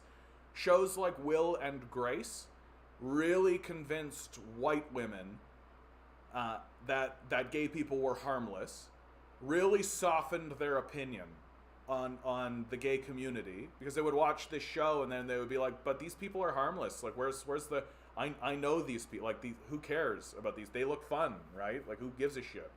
And then people would start to come out in the community. And that was a big one. That was a big one. That I remember there was a fellow in my church community that came out as gay. He was 50 and had been married and had children. And he came out as gay at the age of 50. And all of the church goers who had been telling themselves that these people are condemned to hell and they're the devil's spawn and all this kind of stuff, they all turned and looked at this guy and were just like, but we know you, and we don't believe that God would send you to hell. and a lot of the truth started to seep in. A lot of others, okay, it's not a choice. This is what is happening, and I guess the biology is more complicated, and there was a change of heart, and there was a change of mind that happened in the churches on this issue, in some of the churches in this issue, and I really do think that the issue was put to bed throughout the 90s and through that generation because a lot of straight white men looked in the mirror and asked themselves genuinely, am I gay? And for the most part, they all went, no, of course not, right? And it's easy to find out. Like, look at a woman, does she turn you on? Yes, no. Look at a man, does he turn you on? Yes, no. But it's that fear. It's the fear of it. And they were afraid of even asking the basic question of it. But once they got to a place where they were no longer afraid to ask the question, they asked it, and it was fine. And it was fine. And some of them did have a realization moment of like, oh, you know what, actually. And some of them, and there's still fear there because there's fear of societal rejection. There's fear of what does this mean for my society and all of this. But it's softened a lot.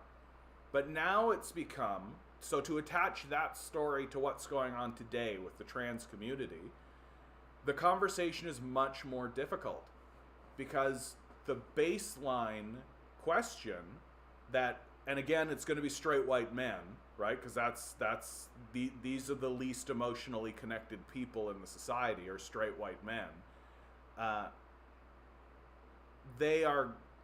It's not as simple as asking, am I gay? You are asking, well, am I trans? And so what that means is, well, what is it to be a man? If I act in a way that's kind of feminine, does that mean that I'm trans? And I think that there's a lot of confusion, and I think that there's a lot more confusion with this particular issue, because fundamentally you are that men could salvage some dignity on the gay issue because they finally recognized that it wasn't attacking their masculinity, that it was a sexual thing. Whereas the trans issue is an attack, they perceive it to be an attack on their masculinity. That they are really not comfortable with this idea that masculinity doesn't actually exist, that it is manufactured, that a lot of these guys really think that masculinity is something that we are and we have and it comes out of us. And it's like, not really, bro. Like, masculinity and femininity are structures that they are societal structures that don't really exist in any tangible kind of a way. And they are just, and in the worst cases, what you end up with is you end up with a man who justifies his shittiness by saying, well, that's just being a man. And so then you get the phrase toxic masculinity, which essentially is just a way for people to say you're a shitty person. You're just a shitbag. And you're using your masculinity as an excuse to justify your terribleness. Of course I could do this because I've got all this testosterone and I'm not blah, blah. When in reality, you just don't have control of your emotions. And your emotions are in control. And so you're just acting like a douchebag, pretending like that makes you an alpha male. But the truth is that you're just a sad little boy that doesn't have control of your emotions. And the trans issue kind of dredges up a lot of that. And that's a much more difficult conversation, which is why I'm not actually that... It's why I'm much more concerned. It's why I'm much more concerned about what's going on today than I was or would be about what was going on with the gay community and with that conversation. that conversation never felt this antagonistic. It felt antagonistic, certainly, but it didn't feel this antagonistic. Like, what's going on now with the pushback against the trans community is scarier, and there's more anger. There's more anger there, and there's more bile.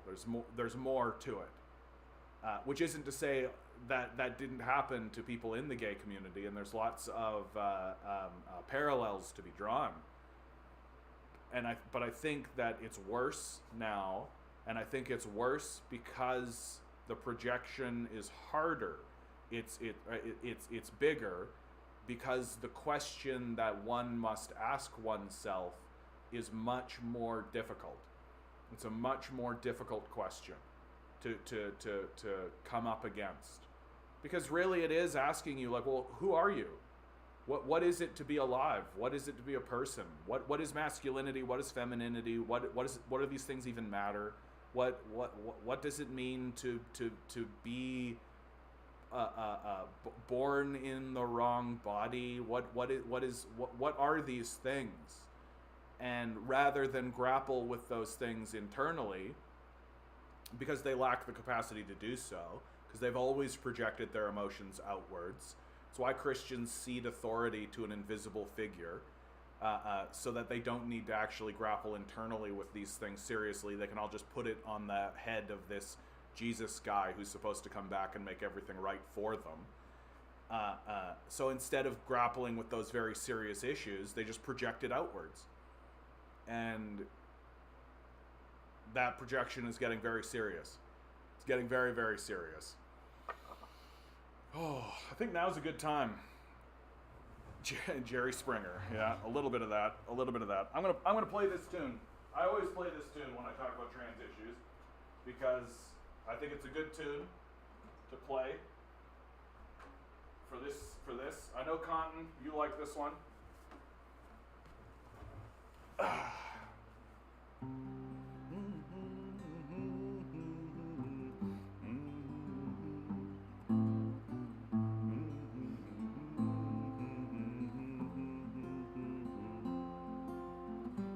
I was just a little boy when my mom and dad divorced. Through my tantrums, cried my tears, I'd keep their vows by force.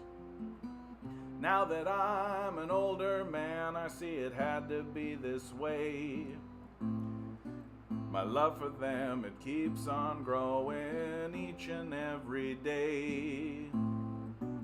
Time passed me by so swiftly, I could have been a better man.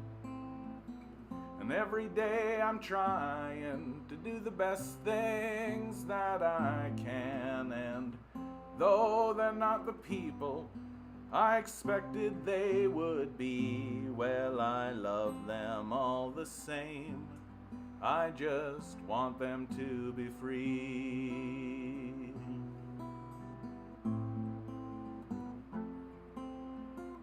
10 years, me and my wife, we traveled round the globe. Sacred vows and shared regrets, they filled our lives with hope. Then one day she tells me that a man is not for her. Those 10 years are a memory now, but my love for her still stirs. Time passed me by so swiftly, I could have been a better man.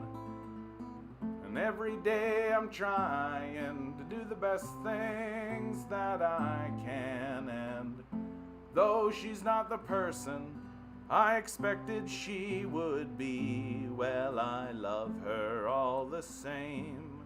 I just want her to be free.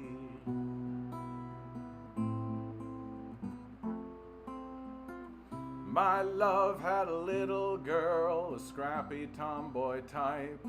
I watched her blossom like a flower, but she felt not quite right.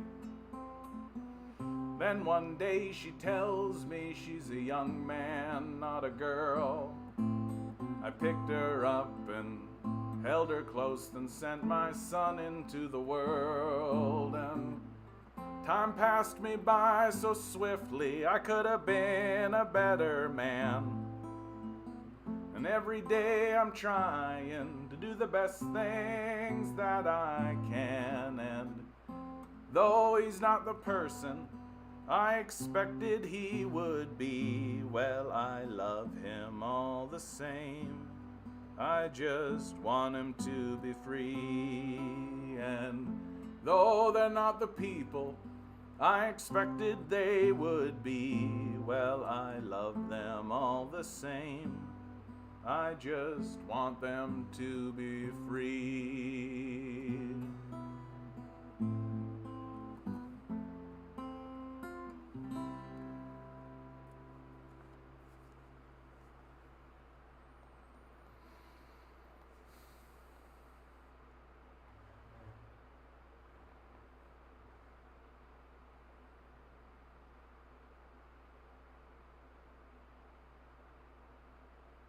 Yeah, that's a real beautiful song, and it was a real gift that it was given to me. I feel very privileged that the universe decided to let me be the one to create that one. There's real power in that song. There's real power in that song. Because I think that it's all just coming from a place of fear.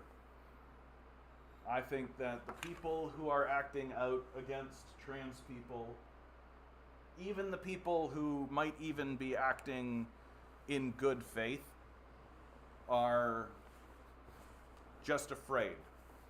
There's a great deal of fear going on. And it's useful. It's useful for powerful people to have us all hyper-focus on this issue that I genuinely think no one should really be talking about at all. That the only people who should really be discussing it should be the parents, the children, and the doctors. And the fact that it's become politicized at all shows you how desperate the death cult has become. That they need to talk about anything. They need to talk about anything. And the true sadness of this conversation, if you ask me, is that it really has allowed true psychopaths, like people who really want to do damage, people who really want to hurt people, people who really want to murder people. It's really given them an in. It's really allowed them to get off on causing pain and suffering to small minority groups the way that they like to, right? And very specifically, I do mean people like Matt Walsh, theocratic fascist Matt Walsh, who I think is just enjoying spreading the suffering. That's his whole MO.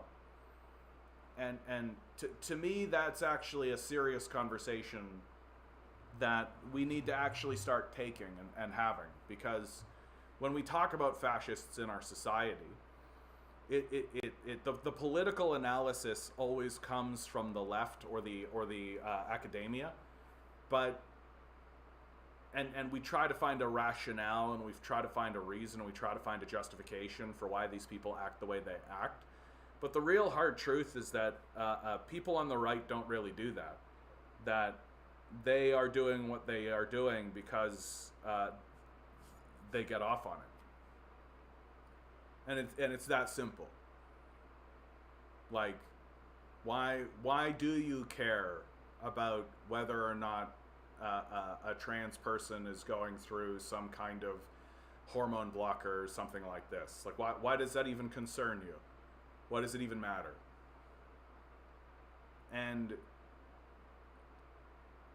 there are people in the conversation that I think are just seeing an in to spread suffering. And it's as simple as that.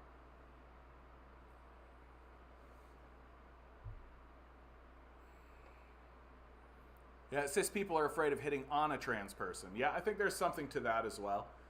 But it all comes down to a fear of themselves. Like, that's all. That, oh my goodness, I was attracted to a trans person. Oh no. Like, oh no. And really it all gets tied, and I don't want to talk too much about this because this takes us down like a really, really weird rabbit hole, but like we live in a very we live in a very odd moment of human sexuality where we are actually a hyper repressed people, but the internet exists. So we all know that we are hypersexualized, and we have this hypersexualized appetite, which obviously exists. The internet exists. Like no one can pretend. Like it's over. The pretending is done, right? Humans like sex. There it is. But it exists in this sort of fantasy zone, this sort of fake place, the internet, that has like an abstraction. It's like one step removed from reality. And so people go to the internet to like live their truer life or live their fantasy life, but then it needs to stay there. And the truth is that it's not going to do that. It's not going to stay there. That and the transition of human sexuality from the internet to reality is going to be bumpy. It's going to be real bumpy. And it's going to be real bumpy for a real simple reason. People are scared little monkeys. People are scared little monkeys. And we actually do live in a hyper-repressive society that is confronting its own internal desires and its own internal self. And it's hyper-focusing on the trans issue right now, but the truth is that straight cis people, I guess that's just cis people, are terrified of sex and terrified of sexuality. And sex is something that happens in a closed container. And we have very peculiar and odd behaviors that any external, like, alien species would look at and be like, what? What are you even doing with that? Like, what are you even doing with that? Anyway, I won't talk too much more about that because I feel like, funnily enough, if I get banned for anything on YouTube, it will be for having that very discussion. But, like, we're afraid of our own sexuality. Like, we don't have a grip on it.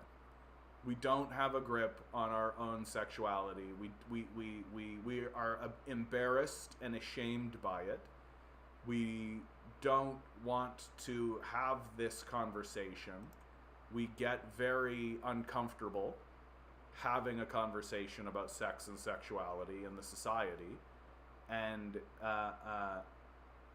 if that's how we feel about the most vanilla and mundane aspect of human sexuality, then how do you think we're going to feel about the concept that a man can be born in a woman's body and a woman can be born in a man's body, and that there's a spectrum and there's all this kind of stuff? Like, we're not going to have an adult conversation about it because we can't really have an adult conversation about sexuality in the first place. That we still largely believe that, like, teaching kids about sex is wrong, and that, like, abstinence is the best policy and these sorts of things. Like, we're not being very serious about actually confronting, like, and it's wild to me. Like, it's wild to me. Like sex and human sexuality is necessary. Like, it is a reproductive necessity. We have to do it to make sure that the species is put forward, and yet we've turned it into something that is dingy and dirty. We've turned it in that sex itself has become a perversion, which I find to be fascinating. That there's something because our society is so repressed, and because we're so puritanical, and because we have these ideas, we see sex as something that sure, like, it has to happen and all of this, but it's got to be marriage between a man and a woman, and that's broken up a little bit, but not a lot. Like, not a lot. Not as much as we'd like to pretend. And we still have a very shame-based, fear-based way of discussing sexuality and sex, to the degree that sex itself has become perverse. That like, when we say words like perversion, we should be talking about pedophilia. Like, that's perversion, right? But, like, if a man finds a woman attractive, he's a pervert. Like, it's a very odd thing we've done, and a very odd way that we exist as a people in the society.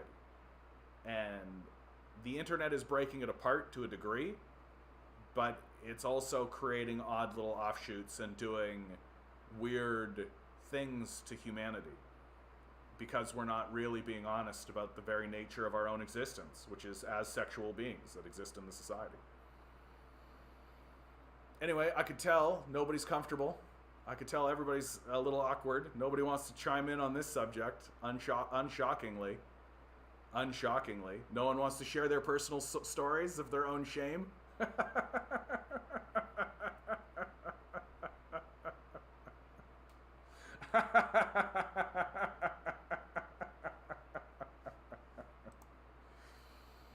All right, let's pivot. Let's get back into more comfortable territory. A good opportunity to say like, share, subscribe, hit the bells, hit the whistles, do all the stuff. Here's a good one from Noam Chomsky. He said this March 2023, so fairly recently. The idea of class in modern society comes out of the United States. That's where the term middle class originated, but it's a meaningless term. Somehow, if you can afford a certain existence, you're in the middle class. The reality is, if you have a boss and work for a wage, if you take orders, you are a worker and belong to the working class. But that's what happens when terminology changes. If you can be convinced that you're not a worker and are closer to the upper classes than you are to being poor, then it becomes true. Then, class solidarity disappears and the owner class can smile and steamroll over your rights and everything that has been fought for since the 1850s. The US has a very class-conscious labor history, a very violent history, but it's been beaten out of the public and replaced by wedge issues. Unions have been weakened, so much so that they no longer are about class solidarity or cultural togetherness, and instead solely about wages or benefits. Unions have been bought or undermined, and now some workers have been so beaten down intellectually for decades that they willingly believe that being ruled or oppressed by an owner class is justifiable, even preferable.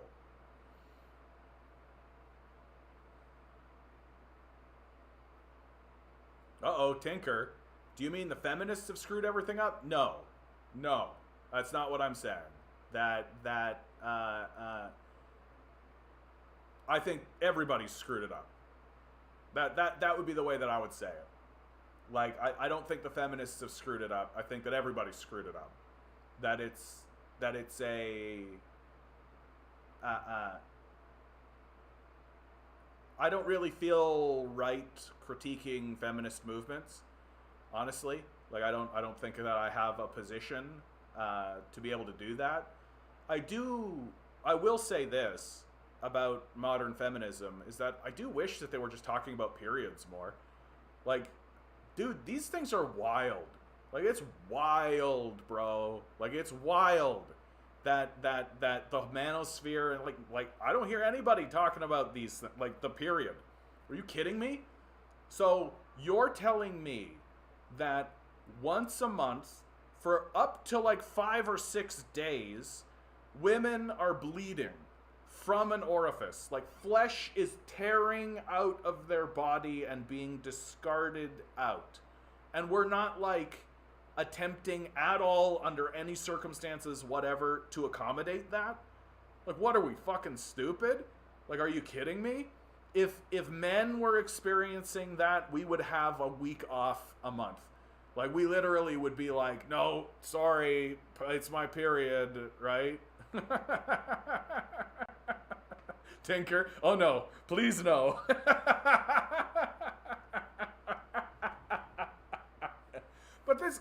kind of case in point, man. Like, we're not having a real conversation. We're not having a real conversation about human sexuality and being a human. Like, really. Now, we are like light beings from a light pool existing in meat shells. And we're just not discussing the real nature of all of this. And we're caught up in a lot of fucking dumb nonsense. And it's weird. It's weird. And when you actually start talking about the things that I think really matter, and the things that actually do matter, everybody just kind of gets all weird about it and just shuts it off. You're not allowed to talk about it. So, and the biggest reason why I think that I don't really have a footing or a right to critique feminists or feminist movements is that I think that they are figuring it out and that they will. Like, really. Like, even if I were to say, like, well, they're fucking this up or they're doing this wrong or that's blah, blah, blah, blah, blah. Like, so what? They probably know. Right? Like I feel this way about a lot of issues. Right? Look at what porn has done to relationships. Do you agree? So, pornography is a very interesting conversation and one that is really tough to have. It's tough to have a real conversation about pornography because so much of the discussion begins from the position that pornography is evil. And most people, when they engage in that conversation, expect that to be the case. But I don't think you can have an objective conversation about it if you start from that premise, that pornography is evil. Like, is it? Like, I'm yet to understand. Like, is it? See, again, like, this is what makes the conversation so difficult, is because there's a lot of layers to it. Commodifying the act of sex. So that's the intersectionality of capitalism with pornography. Right? Yeah, the porn industry is evil. If consenting adults want to make their own erotic media because they like exhibitionism, so be it. But then you intersect capitalism with it and commodifying it, right? It's like prostitution or sex work is not wrong, but pimping is, right? Like, pimping is wrong, for sure. But sex work is not. And then you layer in the capitalization of sex work, and then it gets really weird and really dingy. And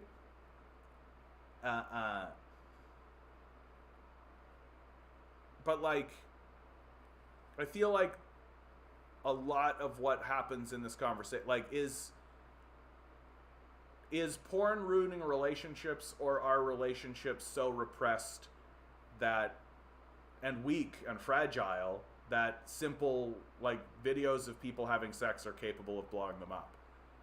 Like, I just think there's a lot going on in this conversation, and it's tough to have the conversation because people get really fucking weird about it. People get really fucking weird about it and really judgmental, and you know, everybody needs to make themselves pretty vulnerable in that conversation, because everybody's got really weird positions on it. You're cutting to the core. You're cutting to the quick. Yeah. No, I'm not going to disagree with you, Tinker. Like, I'm not going to say that money is not a driving factor in the pornography industry, for sure. But to me, that doesn't make pornography itself bad. Like, that would be like saying, oh, people work for money, and so work itself is bad. You know? And yeah, if you want to talk about the capitalization of it, I definitely agree with you. But I actually genuinely believe that if we were living in the communist utopia, I still think that people would make porn. Like, I just think they would. 'Cause it's just who we are. It's just what we do. Like, the internet is, like, proof positive. That people like to consume it, and people like to engage in it, and people like to create it. And it's not all for the money. But at the same time, I think that if we were living in a society where the capital wasn't the issue, that the pornography would look different. I think it would look a lot different. And there's a lot of weird shit that goes on in pornography. And I think a lot of it has to do with people dealing with their own repression and their own... Like, here's a weird phenomenon that exists in pornography. Why is everything about incest? You notice this? Everything, like, it doesn't matter what the concept is, what the story is, or what the idea is. At some point, you gotta put in, like, stepbro. Which we all know that stepbro is just like a way to get around all of the kind of stuff. Like, everything is really incesty in pornography. Which I've always been like, what the fuck is that about? What the fuck is that about? That, like, it just seems to me to be a very odd phenomenon that I can't quite put my finger on. Why everything has got to be like, you know, what woman gets caught in a laundry machine? Oh, help me, I'm stuck. But that's not what it is. And that's not what the memes are. It's, help me, stepbro. What the fuck? Ugh. Yeah, but it would not go mainstream. Yeah, we can access it almost everywhere from our phone. I don't know that I agree with this. Like, I just think that we have a new technology. There's a new toy, right? And most of the time, the rise of technology has come up because of pornography. That where porn goes, so too does technology. Like, we got a kind of a chicken and the egg conversation going on here, where, like, is it that we are being bombarded with this because of this, or is this arising from humanity? Like, which comes first? In a more open and accepting worker society, who knows what attitudes towards sex would be? It's true. It's totally true. Anarchy and porn. For X, Pornhub is the main place. The creators are multimillionaires. Is this good for society, allowing HD porn to be accessed almost anywhere, anytime? It is a fair question. It is a fair question, and people aren't actually having the discussion. And I understand why. It's a very, like, do I really want to become known as the porn guy? Do I want to have the porn conversation? Do I want people on TikTok and do I want people on YouTube to think of me as the guy who's like, oh, this guy's got big opinions on pornography, let's talk to this guy? You know? But it is actually true.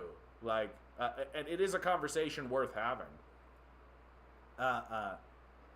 Is it good? Is it good for the society that we have cracked open this sort of Pandora's box of human sexuality, and now we are all able to just have access to this shit?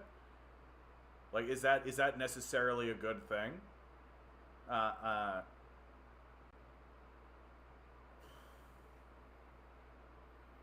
It's disruptive. That's for sure. It's disruptive as fuck. That's for sure.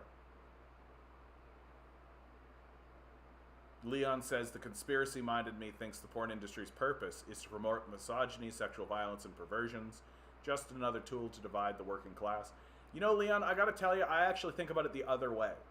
That I think that it's revealing the attitude of the culture. That it doesn't promote these things. It just reflects these things, if you understand what I mean. That it's not trying to make us misogynist, it's just showing us how misogynist we actually are. You know, if you understand what I mean by that.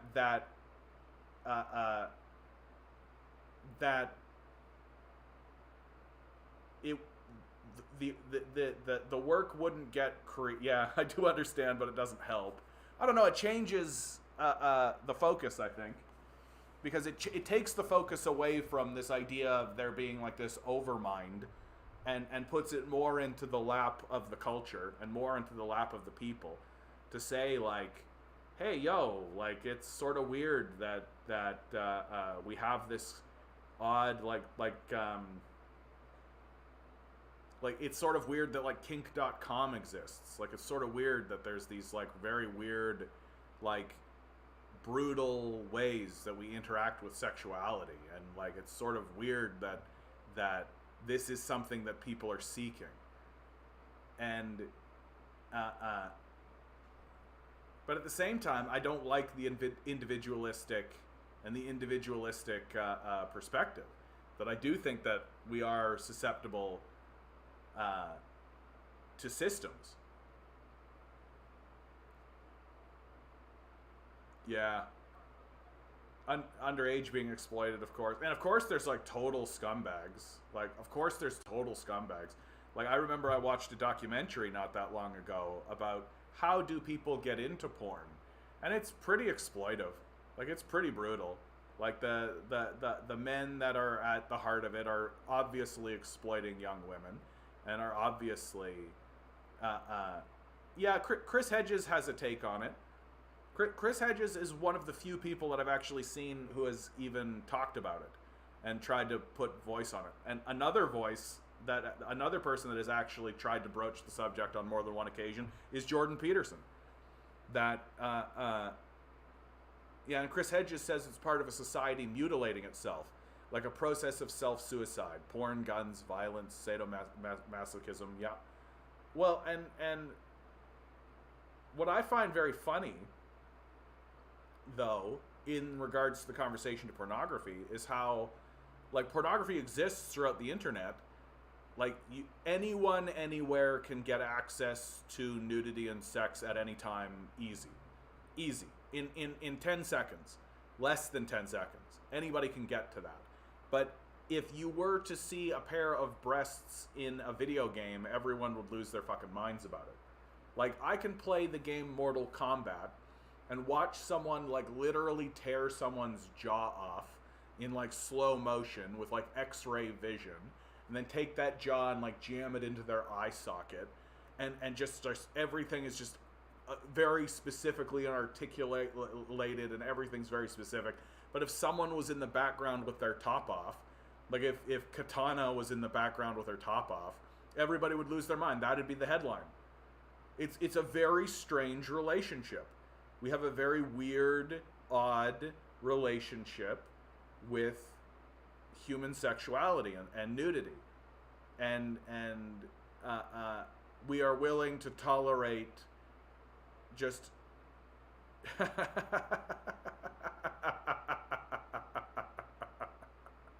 That's a beautiful comment, dude.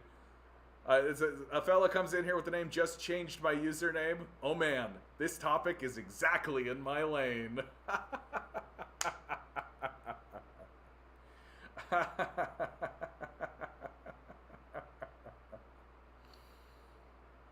Oh, okay, yeah, that's, you know what, Tinker, that is fair. That is fair.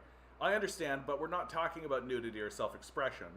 I think porn is totally different.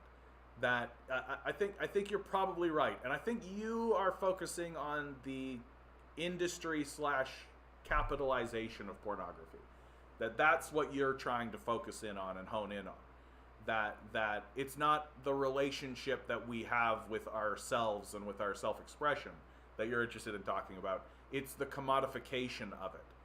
And you and I are, I think, of a mind on this, that the commodification of pornography and the commodification and the what's often called the objectification, that men and women in pornography are objectified. They turn oh well, Just Changed My Username said changed it because I ran a porn company and worked for a major video game company. What the fuck? How did you even find this? What the hell just happened? How did you even find yourself here? That's incredible. Would mainstream pornography exist if we were a communist society? I gotta tell you, dude, I really, really think it would. Like, I really actually do think it would. That's kind of you to say, username. I'm just going to call you username, bud. That's kind of you to say. I'm glad that you love my content. I'm glad that you're here. I think it would, Tinker. I think it would. It might not look the same. It might be different. But I really do think that something like pornography is not a capitalist phenomenon. I think that it's intersecting with capitalism in a way that we can both agree has negative consequences and has a negative thing. But the creation of pornography seems to be just a deeply human thing. That it's just deeply connected to human sexuality and to the human desires that exist within humanity. I hate to say that I hate to use the human nature argument, but okay, let's have a healthy disagreement then, Tinker. I think that this is a good thing to disagree upon. So you're saying I don't think so. I disagree. Commodification is the main reason for mainstream porn. So you think that it's being driven primarily for profit, for the profit motive, that men and women are pursuing the filming and distribution of sex acts exclusively for monetary and profit gain. Maybe not exclusively, but perhaps primarily. And that pornography in this environment exists. And if it wasn't for the commodification, if it wasn't for the profit motive aspect of it, the idea of getting money, the idea of getting the profits, the idea of ascending financially in that way, you think that pornography, certainly pornography as it exists today, would not exist. Am I correct? Is that a correct assessment of your position? Because if so, I think I do still find myself disagreeing, simply because I think it makes people really horny, dude. Like, I know that's like kind of reductive as shit, but I really do think that people... Okay. I don't think you understand what mainstream porn is. Commodifying young women, high STI rates, drug use, violence behind the scenes, high suicide rates, etc. I'm not talking about making videos. So you are talking about, like, the porn industry. And I think you and I will agree. Yeah, like, I don't think we have to have a big, long discussion. I think that I agree with you, that if it wasn't for the exploitive model of the capital system, that industry would not exist. I think you're right about that for sure. Because so much of what the porn industry is pimps and men preying on naive young women. Like, really. That the porn industry is porn, not sex clubs or making vids for private use or exhibitionism. Yeah, I think that we've gotten there. I think that we've gotten to an understanding with one another. And I think that you're right. If it wasn't for the commodification, that the porn industry would not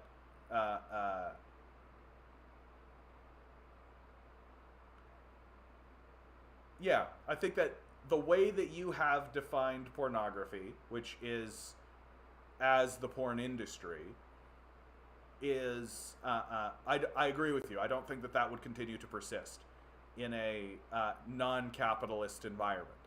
That the models of exploitation and username chimes in. I think there's some overlap that sex porn and viewing sexuality are the same thing, and they're definitely not. Yeah, I think that's what we're doing right here. We're trying to figure out our terms, and because there's a lot to it. I think that's a big problem with the conversation, is that there is a lot to it. But it's like kind of it's a conversation that gets you get a lot of eye rolling about it. Yeah, which is why I'm for legal prostitution. Yeah, it's safer for the women and everybody. I'm actually right on board with you there, bud. specifically because, like, if it's not legal, then you're basically just infusing the system with pimps, right? You're putting women in worse positions every single time, and just allow it to be legal. I don't understand why we ever thought it should be illegal, and yeah, industries are just that. Yeah. Well, and I think I can agree with the idea that, like, the porn industry for sure has just a very dark underbelly to it, and is very, like, there's not really safeguards. Like, all of, like, I think about, like, the lack of safeguards that people have within their own business and in their own industry, and then add in sex into it, and I'm just like, oh shit, like, that's crazy. That's absolutely crazy. And I don't think you and I are going to find much by way of disagreement. Yeah, didn't Jesus save and humanize prostitutes from getting stoned to death? Yeah, exactly. Not that we read the book. Not that the Christians care. Oh, man. Oh, goodness.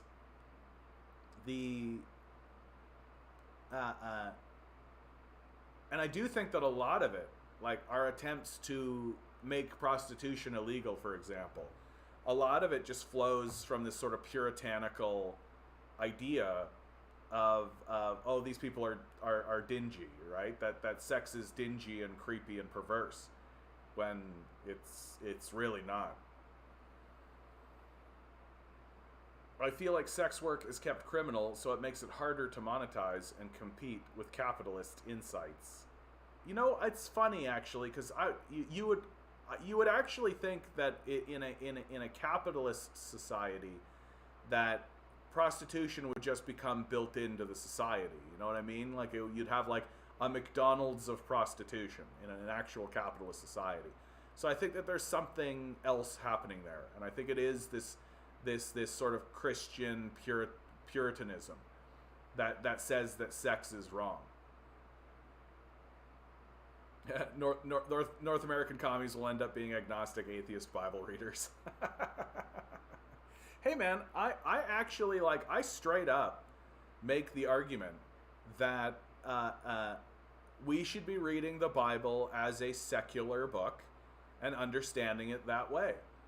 And, like, read the Bible the same way that you'd read Harry Potter, right? Like, just and I actually think that if you do read it that way, it's actually more powerful.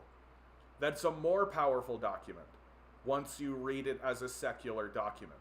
This reading of it as if it's supposed to be like God wrote it and it's magic and all of this, I think that's weak. I think there's a weakness there. And whereas, yeah, the New Testament, it's like one of the most powerful stories that have ever been written, because of the empire that it was written in, the people who wrote it, the events that were transpiring around them at the time. It's an incredible story. Like, it is. It's an incredible story. And the idea that this story was getting people stoned, fed to lions, that there was an empire-level attempt to eradicate it, tells you that it has something threatening to say. It's got something threatening to say. And the threatening thing that it has to say is that if a people actually start to believe, hey, maybe we should look out for one another, and maybe we should love one another, maybe the poor should be taken care of, that's a deep threat to fascist empires. And they will kill people for saying it. Content says, here's something wild. I'm an exhibitionist, but when I considered doing porn for pay, I chickened out. I didn't feel like it was safe, but I like showing off and being seen. Go figure. Yeah, it's you know what, dude? I think that is, I feel kind of the same way about my music, and I feel that the same way about this, about what I'm doing now, is like, I rather like playing music, I like making music, I like doing this, but I really hate asking for money. Like, share, subscribe, give me money. Patreon's in the description. Come on, let's go. There's a guy in here who used to work for a video game company. You got the Skrilla. We know it. Pony up.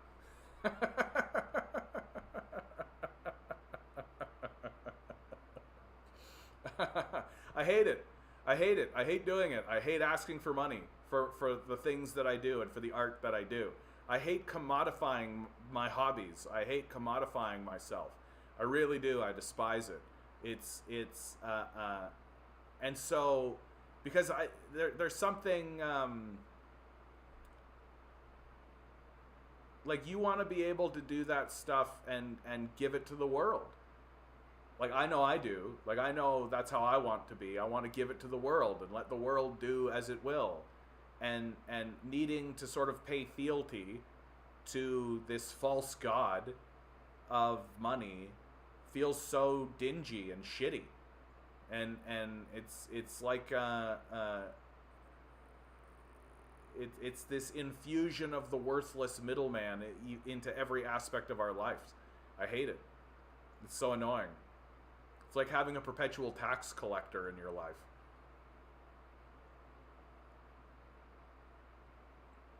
I find the Gospels comforting. Jesus is an awesome socialist hero. Yeah, absolutely. Username says, the commodity market around sex is generally very unsafe and carries so many ramifications with our societal weirdness around being profoundly sexual. Yeah, and I think it's this duality that exists, though. We're obviously profoundly sexual and proudly sexual, but we're also very repressed. And, like, we love sexuality on the internet, but if somebody acts sexual off the internet, then we denigrate them. Like, it's the weirdest possible human behavior ever. That if a man or a woman does a thing that we all love, we all shit on them and think worse of them for doing it. It's weird. It's weird is what it is. Like, I don't even know what to say about it. Like, I don't even know what to say about it. Like, everybody wants to see boobs, but the woman that takes her boobs out, she's a dirty whore. Like, that's weird. It's a weird way to be. It's a weird society. It's a weird behavioral quirk of what we are. It's odd. Did you know that the ancient Greeks would have festivals and parades celebrating, like, male sexuality? So men would walk the streets of Athens all together nude, holding, like, poles that had, like, penises on the end of them. And they would walk around the streets of Athens in, like, a celebration of male nudity and sexuality.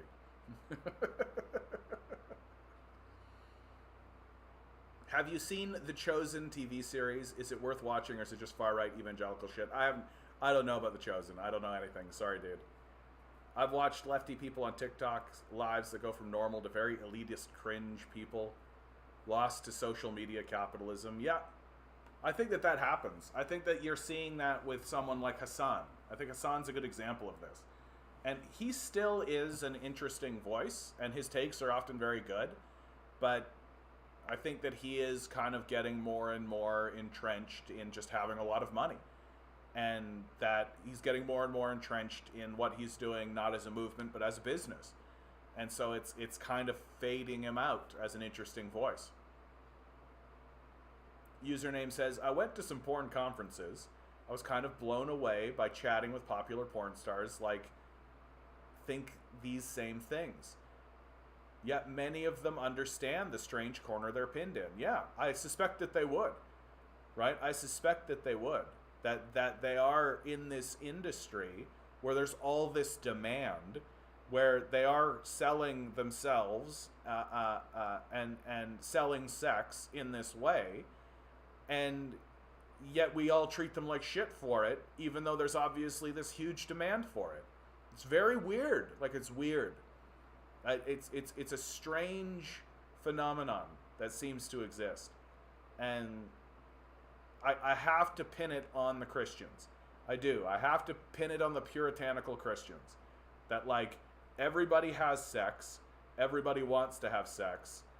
My asexual brothers and sisters, I acknowledge you. Most of us want to have sex. Most of us are pursuing sex. Most of us are interested in it. Right now we're having a conversation that is actually all about sex, which is the trans conversation, right? So human sexuality is at, like, the heart of what we are focused on and dealing with. But if you actually do it, then you're a piece of shit that we can ignore. It's wild. It's wild. It's just like a wild, like, what is that even? Like, what is that even? Content says, I can't even do an OnlyFans. It just sounds like a recipe for getting a stalker. Yeah, I know people who have done OnlyFans and who have ended up with stalkers. But I take an erotic photo and post it on Imager on Reddit. Yeah. Dick parades still happen in Japan. Fantastic. Like, yeah, people are weird, man. Human sexuality is weird. Like, the whole thing is weird when you think about it. Right? When you actually pause and think about it. Like, we are, all of us, randomly generated light beings walking around in meat shells, and those meat shells are attracted to other meat shells in an effort to mate and reproduce and propagate the species. And it feels good to do so. That by itself, going no further than that, is fucking weird as weird can be. Like, what are you even talking about? That here you are, randomly generated in the world. You didn't ask to be here. No one asked your consent. You're just here. Oh, and by the way, if you look at certain other people who are also randomly generated in the world, you're gonna get horny. Have fun. You're dealing with that. Like, what the fuck are you even talking about? Like, what the fuck are you even talking about? That like,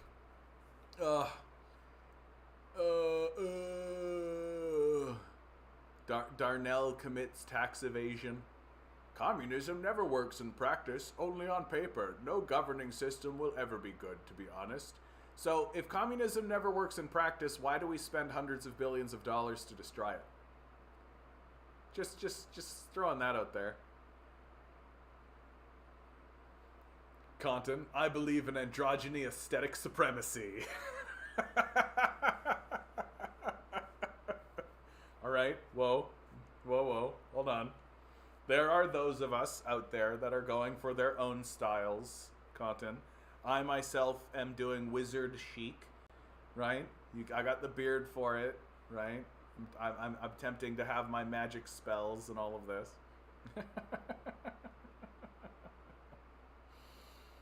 Man. Well, this was a fun conversation. Bit odd. Yeah, commie sex talk apparently. I don't know why. How did we end up in this conversation? I think it was that we were talking about trans people and doing that conversation, which I think I actually, for a long time, I've been treating that conversation as a side conversation, but as we're moving forward, I'm beginning to see that it's taking center stage, and it should take center stage because it's becoming much more serious. And then from there, it moved into how odd our own sexuality is to begin with, and how odd just and the terrible relationship our society has with sex and pornography in the first place. Yeah, lots of interesting stuff. I am monogamous. This is from Snake.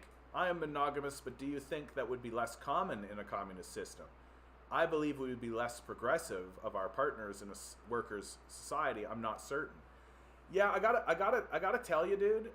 I think that there's no telling, because I don't think that particular, like, communism is a materialist economic analysis of the society, and I think that what we are currently discussing kind of is a little bit a kilter on that, a little bit separate from that. That I can perceive a communist system that was very much like, no, a man and a woman get together, there's stability there, there's order there, and you can build a family unit that way, and from there build a stable society. But then I can also perceive a communist system and a communist society that was very much like, no, free love and have open conversations and polyamory and all of that kind of stuff. So I there's nothing within the works of Karl Marx that insist it must be one way or the other. And so I think it is a conversation that a society is going to have with itself. I tend to lean towards the idea that a society that's rational enough to pursue communist ideas is also a society that's rational enough to attempt to start to have larger, more adult conversations about human sexuality. So I think that things could become more open in a more rational society. But who's to say? Because they may very well say that no, the rational way to be is to have one man and one woman together, or like one. It doesn't, one man with one man, right? That brings stability and order, and you just say no to the rest of it, and that way there's no. Who's to say? I think it could go lots of different ways. Yeah, I would hope we would adopt healthy attitudes towards sex. Yeah, for me, like, I think the number one thing that I would like to see us, in regards to adopting healthier attitudes towards sex, it would just be, like,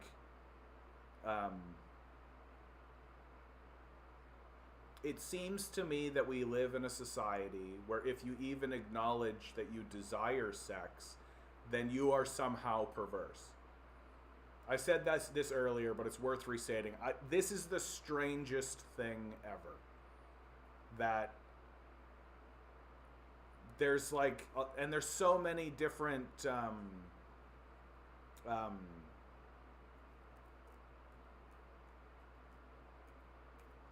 symptoms, I guess, is of this. That if you are nice to a person because you like them, you are a simp. If you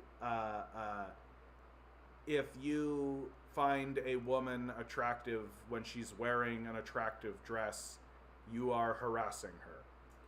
If you find there's a general demonization of just basic, like, human sexuality, and we've created an environment that is extremely dangerous for if you want to get into some real manosphere stuff. I do find it quite odd that we have said women are allowed to essentially wear, like, skin-tight clothing, but men must pretend as though it doesn't exist. That definitely is a cultural thing that exists. Like, walk into almost any office you like, and you are going to see attractive women wearing extremely revealing and attractive clothing, and the men are simply just does not exist. I find that phenomenon to be very interesting and very, very, like, I don't know, weird. Like, weird is a way to say it, if you understand what I mean. Like, this is me getting about as manosphere as I think I'm willing to get, because I do think that this is a bit odd. Like a woman can wear a pair of pants that is essentially a thin layer of fabric that basically reveals everything. You just gotta keep your mouth shut, bro. You're not allowed to look. Keep your mouth shut. Not allowed to talk about it. Complete dead zone silence about it. Saying it's never worked means you're saying humans never progress. MAGA, anyone? We're the ones in charge of making history now, people. Thank you, Jade. Anyway, I don't know where I'm going with any of this. Oh my goodness. Well, this stream took a weird turn.